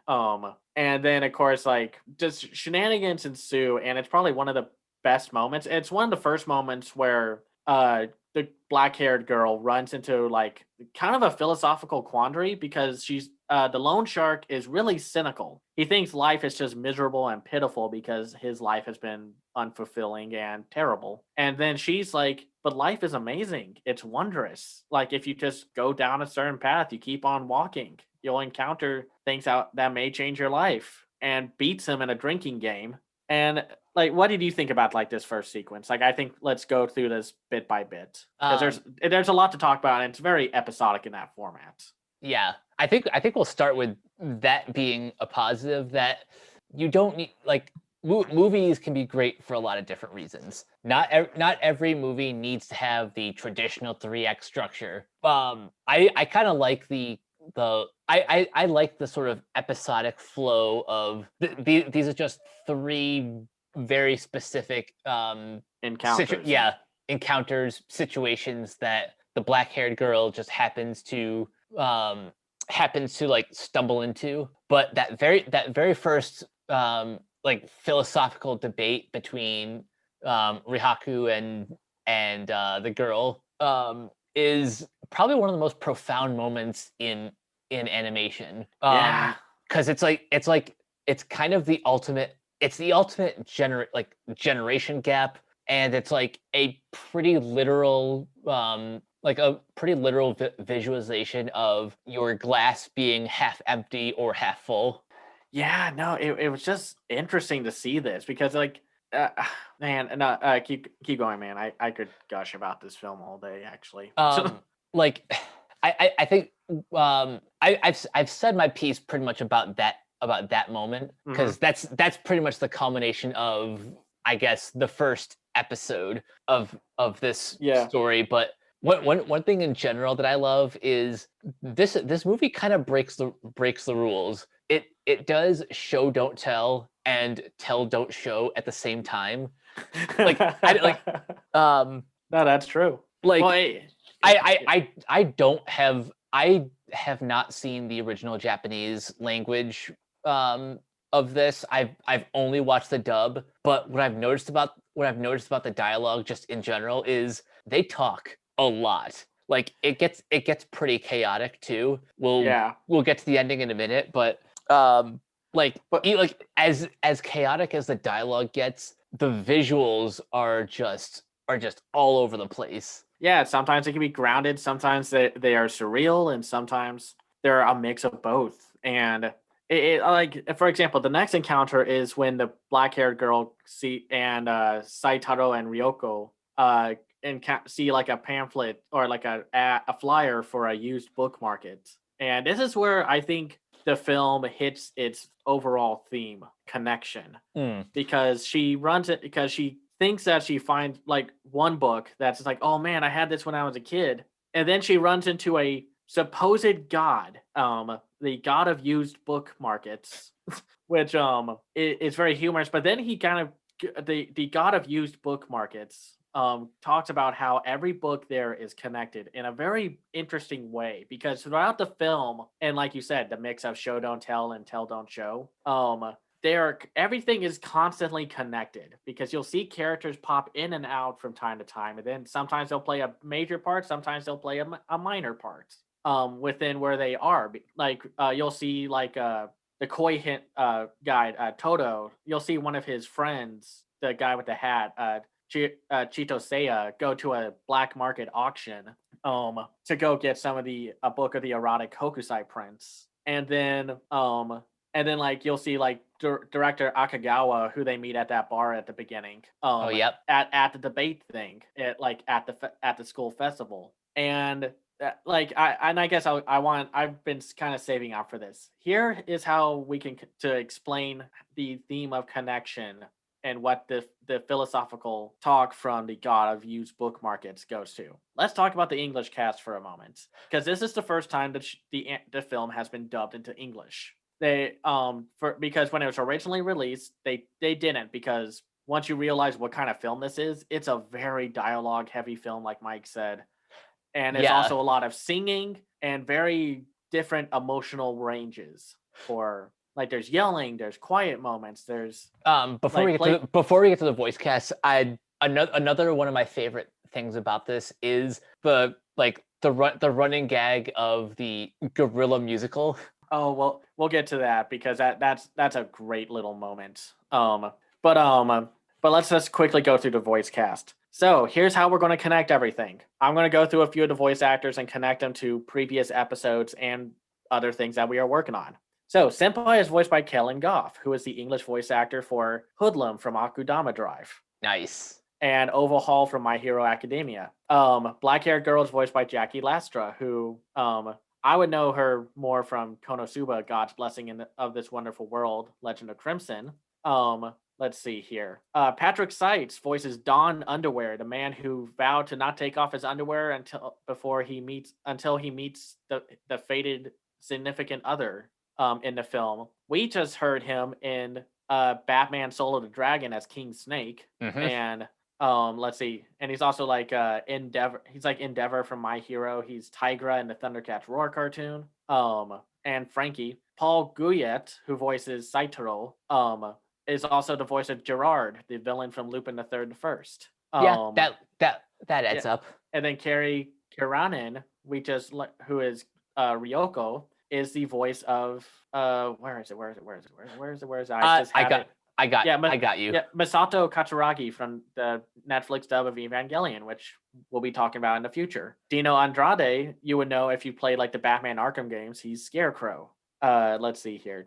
I had a few others, but like Michael Center Nicholas is Dean Venture from Venture Brothers, and Stephanie Shea. She's everywhere. She's like in Weathering with You, Your Name, everything. Mike Pollock, who voices the bookstore owner that you see in the film, is Professor Dr. Robotnik in the Sonic franchise. He's also Kudo from The Great Pretender, which we've talked about on 2 different occasions now. Let's see. Not on here. Kosaka, the guy who was part of the Arguing for the Sake of Arguing club, is voiced by Tony Oliver, Mr. Lupin the Third himself. And then we had the deputy director, aka the monkey on the scoot on the what are those things? The 2-wheel things. Yeah, the moped is voiced by Kyle McCarley, who you would know as Simon from Infinity Train. And nice. So it's just like this entire dub cast is connected in like a web of like everything in this. Hold on, like, I got one that I need to bring up. Yeah. Doug Erholtz, who voices Toto. He is in he's in Gurren Lagann. He voices Iraq Koega. He's also been in a couple of Digimon series as Metal Seadramon, Jim Kodo, Daramon, Unimon. He's Chota from Dorohedoro. Nice. Yeah. So it's like that. That's how the connection thing works. Like, just think of it like that, because we've been able to connect all these actors to other works from that we have talked about in the past. So that's how the connection thing here works. Just like the whole thing, because then after the black market auction, which kind of leads to one of the funniest things, because you see the loan shark is the host of the black market auction, and it's like, eat this spicy dish, and then whoever's the last one standing will get their wish granted, which I think is a really funny and exaggerated sequence. And I just love like how everyone's freaking out about how hot the thing is, but then Saitaro is just kind of gleefully like smiling, just like, yeah, I'm not bothered by this. Well, Senpai is just banging his head against the table. But yeah, let's move on to the school festival, where we get into the guerrilla theater group. So like at the end of the book market sequence, it transitions with Noriko, the head of the theater troupe, the guerrilla theater troupe. And how about you talk about this one, since you wanted to bring this one up? Okay, so the next big kind of, I guess, vignette of sorts is there's this like guerrilla musical that's kind of like going from like kiosk to kiosk and performing like a very, very off the cuff musical, kind of like a romantic version of like Moby Dick. Yeah. Involving it's like written by Doc Underwear. Yeah. Who is kind of like desperately trying to find the girl of his dreams, who their encounter is kind of silly. He fell in love with the girl sitting across from him after they both got hit in the head by a bunch of falling apples. Yep. And as they're doing this, they have to constantly move because the school festival executive head is constantly chasing them and arresting anyone that they can. And again, it's the whole theme of connection. And now this is, from what I remember, one of the few parts that may have irked me a little, but I it's like I don't really have a lot of people to talk about this with, so I want to talk a little bit about the final part of it, and I want to hear your take about it. All right. So at the end, you find out that Don Underwear, like he finds the girl with the pink hair, who turns out to be the school festival executive head, cross-dressing, which is something that was mentioned early on in the film that he does. Yeah, it was kind of like a throwaway line at the beginning until it's kind of paid off at the end here. Yeah, and at first he was just like, I caught you, and now the guerrilla theater thing will be shut down. The girl, Noriko, confesses her love for him, for Don Underwear. But then he's just like, no, I love the pink hair, the cross-dresser. And then the cross-dresser's like, the executive is like, I don't know, but if this makes you happy, I'll be happy to be the girl for you. But then he gets kind of cut out of the scene, and then a tornado goes by, and two koi fish who are owned by Todo-san fall onto Noriko and Don Underwear. And then it's like, oh, okay, well, now he actually likes a woman now. I don't know. I felt like there was something maybe there that could be considered, like, that could rub some people the wrong way, because it's, I don't know. It's like, no, Don Underwear's not gay or something like that. So it's like, give him a girl, like, very last second. But what did you think about that whole sequence? I was wondering if that was kind of a cop out as well, because there could have been something. I'm trying to choose my words carefully. Mm-hmm. It would have been extremely progressive for an Eastern animated film. Well, maybe not really, because Yaoi and Yuri and all that, but it would have been interesting if, like, Doc Underwear and the director actually started to fall in love. But then I kind of realized the other connection, that what's her name, Noriko? Yeah, Noriko. Yeah, Noriko and Doc Underwear were already working on this play together, so they already had something they had in common. So like I think that was already enough for them to end up together and not really be considered like I guess what I'm trying to say is their romantic connection makes more sense when you take a look at the segment as a whole, as opposed to just like simply as a cop out to his own love story. Yeah. No, I mean, I was always wondering about that, because it's like barely anybody's seen this film, so I didn't really know what the reaction to that was. And because, like, I could see it not rubbing anyone the wrong way, but also I'm not an expert on this kind of stuff. So, but I don't know. Like, I could see it going either way. It did feel kind of a cop out, but I think let's just move on from there. Let's talk about the third act. Yes, let's. This is where things get a little, not a little, they do get crazy. So basically, at the end of this long night of shenanigans, everyone gets sick. Yeah, everyone gets sick, and then of course they kind of hammer in the connection thing again when the black-haired girl goes around to see all the other characters after all this, and I do think it's kind of funny that the director of school festivals is like, oh, thank you for coming over. As you can see, I'm about to be crushed by all these gifts. And like his whole place is like covered in like sweets and hats and what have you. And Senpai, though, going through this whole night of trying to hook up with the black-haired girl to make it, like he said, throughout this whole film, trying to say like, hey, it's coincidence, it's fate, it's destiny. And he's feeling like isolated, like hate, like cynical, like he's turning into the loan shark. And this movie is, and specifically this third act, is pretty much the reason why I love animation as a storytelling medium, because what you see is Senpai is, he's sick, so he's like at home bedridden, but like he's like kind of trapped in his thoughts, and his thoughts are Toxic.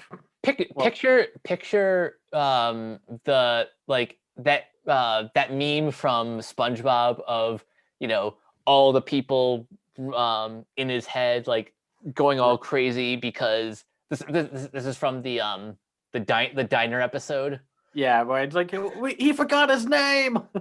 Like Yeah, so but go ahead. picture that, but with the chaotic sort of like fast talking, out of control dialogue from like a movie like Uncut Gems or like pretty much any Noah Baumbach movie when two people are kind of like talking at once. It's like that, but all these different voices kind of like Debating. yeah, they're debating like all of like Senpai's insecurities, and you know, as chaotic as the scene is presented, it's also the most relatable like the most relatable moment that I can think of, because any young teen or even college student who's like fallen head over heels over like the girl of their dreams, like they'll have those thoughts that are just rushing in their head like a mile a minute, and the way that Yuasa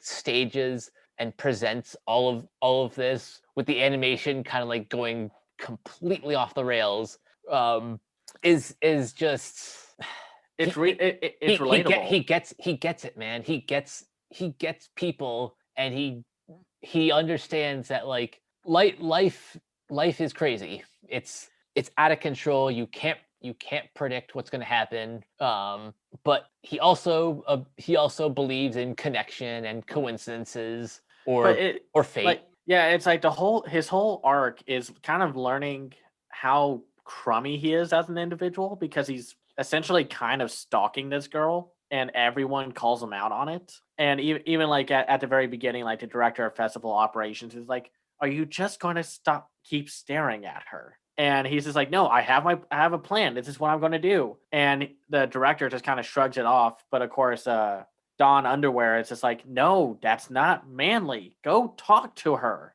It's not, well, it's like, that's not romantic. And a lot of those thoughts are just like, and he's like, here, I'll say this. What separates this film from something like A Whisker Away, which had a worse, a far worse stalker issue. Mm-hmm. Senpai is not rewarded throughout the film with his antics. He is constantly called out, like I said, and anytime he feels like he got a shortcut, he is punished like hard. Oh yeah, and like, by the way, this movie is actually really funny. Yeah, and it's like this movie, for better or for worse, is kind of sensory overload. I don't make the comparison to the Safdie brothers lightly, because I feel like Senpai could have easily fit in like a scenario like Good Time or Uncut Gems, where, you know, it's like it's bubbling up. Yeah, and the thing is, this movie really takes place, like, supposedly, at least, it takes place all within a single night, even though time is, you know, wibbly wobbly, timey wimey. Yeah. Yeah, no, and but like I laughed a lot throughout this film, and they have clever little visual jokes, like when they meet the old people, and they look at their watches, like black haired girl is going by hours, like the hours like a normal one. I love that. And then Ryoko and Saitoro are going by days, and then the old people are like, their clocks are going super fast in their years. And it's got a really good physical sense of humor as well. I mean, granted, there is a perverted grope joke by Toto, which is not always my favorite kind of joke. I don't like it. I just don't like those kind of jokes. It's very bad anime trope. But I just think just like it gets a lot of that like what physical like Looney Tunes kind of kinetic energy. And one of my favorite character designs is, I think it's Higuchi, whose face kind of looks like a mix of like Shaggy or Popeye, with like the really long like the really like fat chin. Oh yeah. No, he's my favorite character, and he's just like, you shouldn't trust people like well, he's a weird character, and he's like I think my favorite character because he's philosophical, but he's also a bum who freeloads around. And he's just like, you should be careful about the people you meet during the night, and that includes us. And then he'll go around and it's like, money is an interesting connection to us all, and how it trades hands all the time, but it's also useless. Or like how it, well, and it's funny because then he'll be like, money is pointless. But then at the book fair, he's like, oh yeah, I got a bunch of books here now. I'm going to sell to my compatriots at reasonable prices. And or it's like, but it's still, I think my favorite one is still just like when they go to that sophist club and they're just like, what are you doing? Arguing for the sake of arguing. um, and I like when Senpai finally gets that Rata Tam book. And then like he gets dragged through the ground like after the fiasco at the black market auction. Oh yeah. And then though I think one of my favorite things that I know that they carried over from Tatami Galaxy. Let's get back to a little bit of the third act. With Johnny the cowboy. Johnny represents hormones, like his sexual urge. And you can see that like when he's rustling around in the blanket and like you see Johnny like go around in a circle really fast and then slow down. Mm-hmm. That I'm sure you can see what that indicates. And then when he's having that huge eternal debate within his head with like mixes of like really healthy thoughts and just like and then really toxic thoughts, but then you see something that kind of happens sometimes. Hormones get in the way and they just barge into that UN meeting kind of room, and it kind of takes over at points, like to a certain degree, which is kind of like the hassle of when the black haired girl finally meets Senpai at his building and like that huge storm is happening. Like she has to. I mean, like, what do you think about this sequence? Like the sequence, like when everything just finally hits the fan. Yeah, there's just a lot going on in that scene. I think one of the best things about it is like just how much it escalates, like as the black haired girl is slowly kind of coming up the stairs. Like you see the room like getting crazier. Everyone's like raising their voices, like sounding the alarm, closing all the gates. And then it ramps up, keeps ramping up, and then Senpai wakes up and everything's back to normal. Yeah, and it's like he finally just like, hey, let's just go on a date and see what happens at the end. And it's a great calming like cap to the whole film. Like I remember at first I was like, I kind of wish we could have seen the full date, but that's just me kind of like we finally got to this point. I wanted to see a little more. I got a little greedy. Yeah, but I get that, but I think where they ended was pretty perfect. Right, yeah. They ended at just the right spot. Yeah, and it's just like man, see, this is what we talk about. Like this film, even though it's aimed mostly at a slightly older audience, even though I think to a certain degree younger people could get into it, not by much, but I mean, I guess like I don't know how old you want a kid to be watching a film that has heavy drinking. I would say like it's PG-13, so teens and such. So no, that sounds about right. Because though I will say I did get a huge kick out of like the very at the beginning when Naoko is like they're at that wedding reception, and Naoko is like having a perfectly okay time drinking, but you can see her husband is just like pouring beer into a bucket that's already like overflowing with beer. Yeah, and it's like, oh, he's a lightweight. And anytime that like, and she has like the perfect tone when she has to deal with Kosaka, who is just like, don't marry him, marry me instead. You'll have a happier life. And she's like, dude, you're pathetic. And plus we're already married. But man, this whole movie, anytime I think about this movie, it just all my thoughts go into like wildly different directions of like what part I want to talk about, what part hits me hard, what part like what are like the little subtleties here and there that actually add up and are paid off with like as time goes on. Um, Like it's yeah, like it's one of those films that's adult and it respects you as an adult. it's it's a film that doesn't necessarily hold your hand. Like I know I said before it like the dialogue can get really heavy, but it's a film that we could probably spend like another 3 hours talking about every little detail, and I want to talk about this again in some other format, whether it's fresh takes or if we somehow end up on another random podcast. I could talk about this movie for I could talk about this movie forever. And I'm really glad that I've invested in following the career of Masaaki Yuasa, and going through his filmography backwards has been really interesting because Japan Sinks is probably the most grounded thing he's done.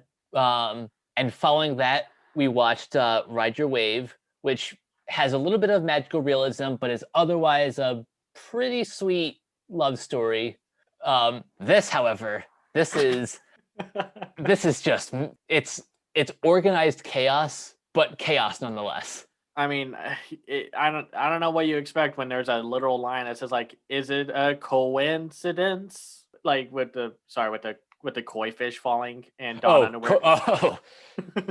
See, dialogue like that is just Great, delightful. and that's definitely something Yuasa, and I think that's why Yuasa loved this person's work to to adapt both of these things, because it's like it's really unique among anime films. Like there's nothing quite like Night is Short, Walk On Girl out in the anime markets. And if anime could start not being I don't want any more Night is Short, Walk On Girl style films, or ones trying to mooch off of this film's vibe, but it's just interesting, like more just unique films like this. Yeah, Like I want to see more directors push the envelope the way that Masaaki Yuasa has. And is it true that Inuo is going to be his final film? is as far as we know, he's going to retire after NUO, but I think he's just taking a break. Like he needs some time off because like right after Lou Over the Wall was a gigantic hit, he was just like nonstop work, work, work, work, work, whether it's anime series, movies, OVAs, and what have you, because he became a hot commodity in the anime scene. And so we'll have to see what happens, because for now it will be, but yeah, we'll just have to see. Um, well, as of now, right now, like just after the admittedly short short selection of films and TV that I've seen of his, I'm a huge fan, and I'm going to continue going down the rabbit hole and checking out the rest of his filmography. But as far as recommendations go, yes, I guess eventually we're gonna have to talk about Tatami Galaxy. Yeah, well, I've seen it, and if you thought Night is Short, Walk On Girl was wordy, oh boy, just look up the first 5 minutes of the Night is Short. I mean, of Tatami Galaxy, and it's a lot. There's a reason why Funimation, when they brought it over, did not dub it, because it's it would have been one of them. I'm surprised that Night is Short got dubbed, because it's a super demanding script. So yeah, for me, I have a few recommendations. For one, if you love, like we said, if you loved Batman Soul of the Dragon, definitely check out Batman Ninja. Just this cool CGI Japanese take on Batman, and it's over the top. It's very anime, but it's anime in the best ways possible. What else? Where else are you going to get a Batman movie, a samurai Batman movie, and a Batman fighting a giant mech movie, like a mech anime kind of movie? So there's that. Now for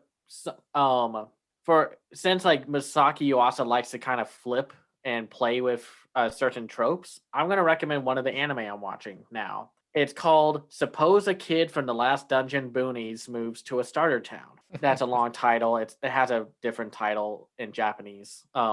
Basically, it's about this young boy who is in a town that's full of strong warriors and he's considered the weakest person in his town. So he decides to move to like a different town to become stronger. The twist is, like the title says, the kid is from a town that's by the final dungeon, like where the demon lord and what have you would be in. And he's weak, but he's still stupidly strong. And he knows all these magical spells, and his mind, like due to where he grew up, like demon lords are monsters, but giant like grasshoppers and such that a starter town would say, hey, these are monsters. You got to protect us from this. He's like, oh no, they're just pests. But he's like super humble and caring. Like he's kind of like if Saitama was not aware of like his own strength.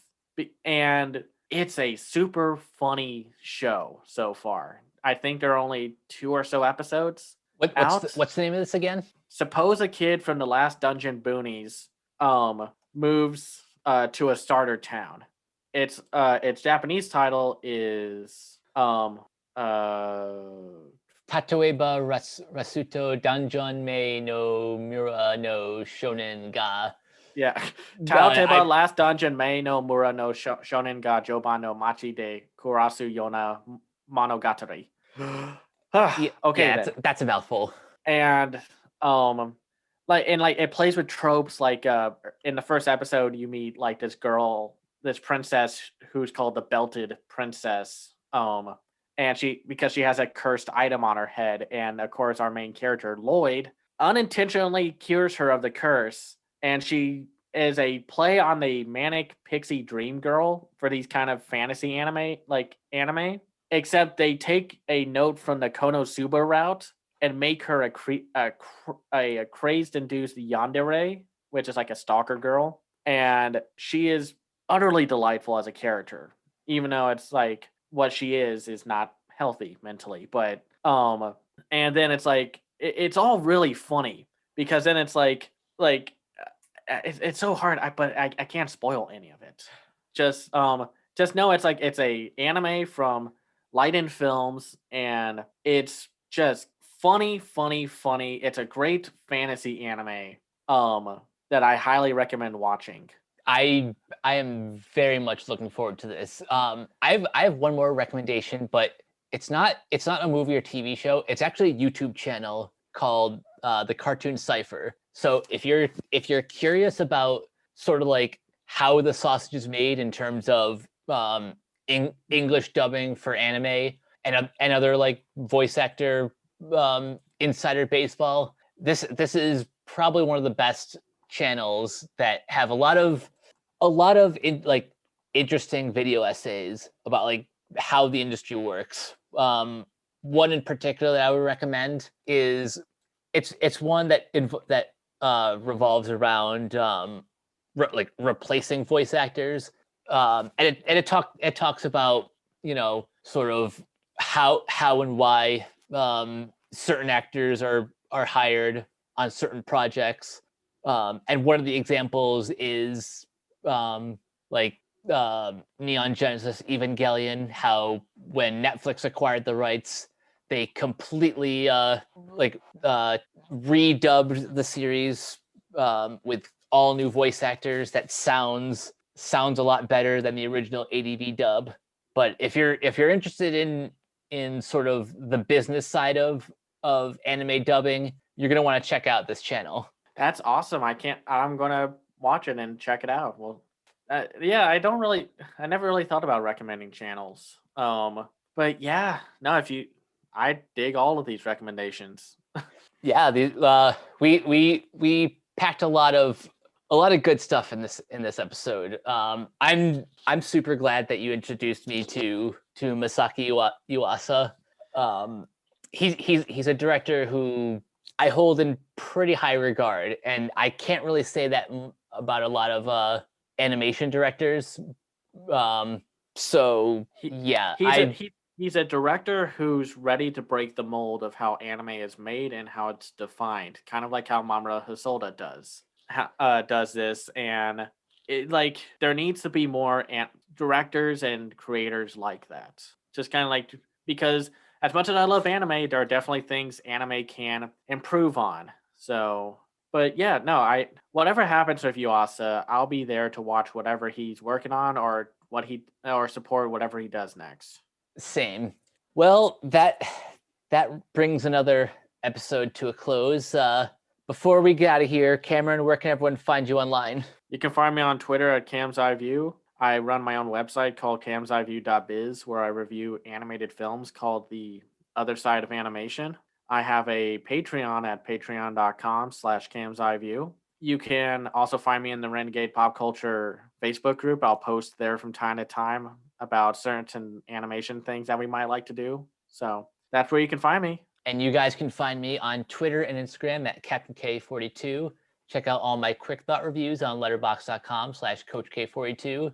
Find me in all the various Facebook groups just at my name. You can follow Renegade Pop Culture on Facebook and at Twitter at Ren Pop Culture. You can check out all our podcasts on Apple, Spotify, Anchor, wherever you listen. You can check out fresh takes on the YouTube channel Organoid Zero with my co-host Brock Emmerich. And last but not least, check out renegadepopculture.com. Need an escape? So do we. That'll do it for this installment of Renegade Animation. We will catch you guys later. Peace out. Bye.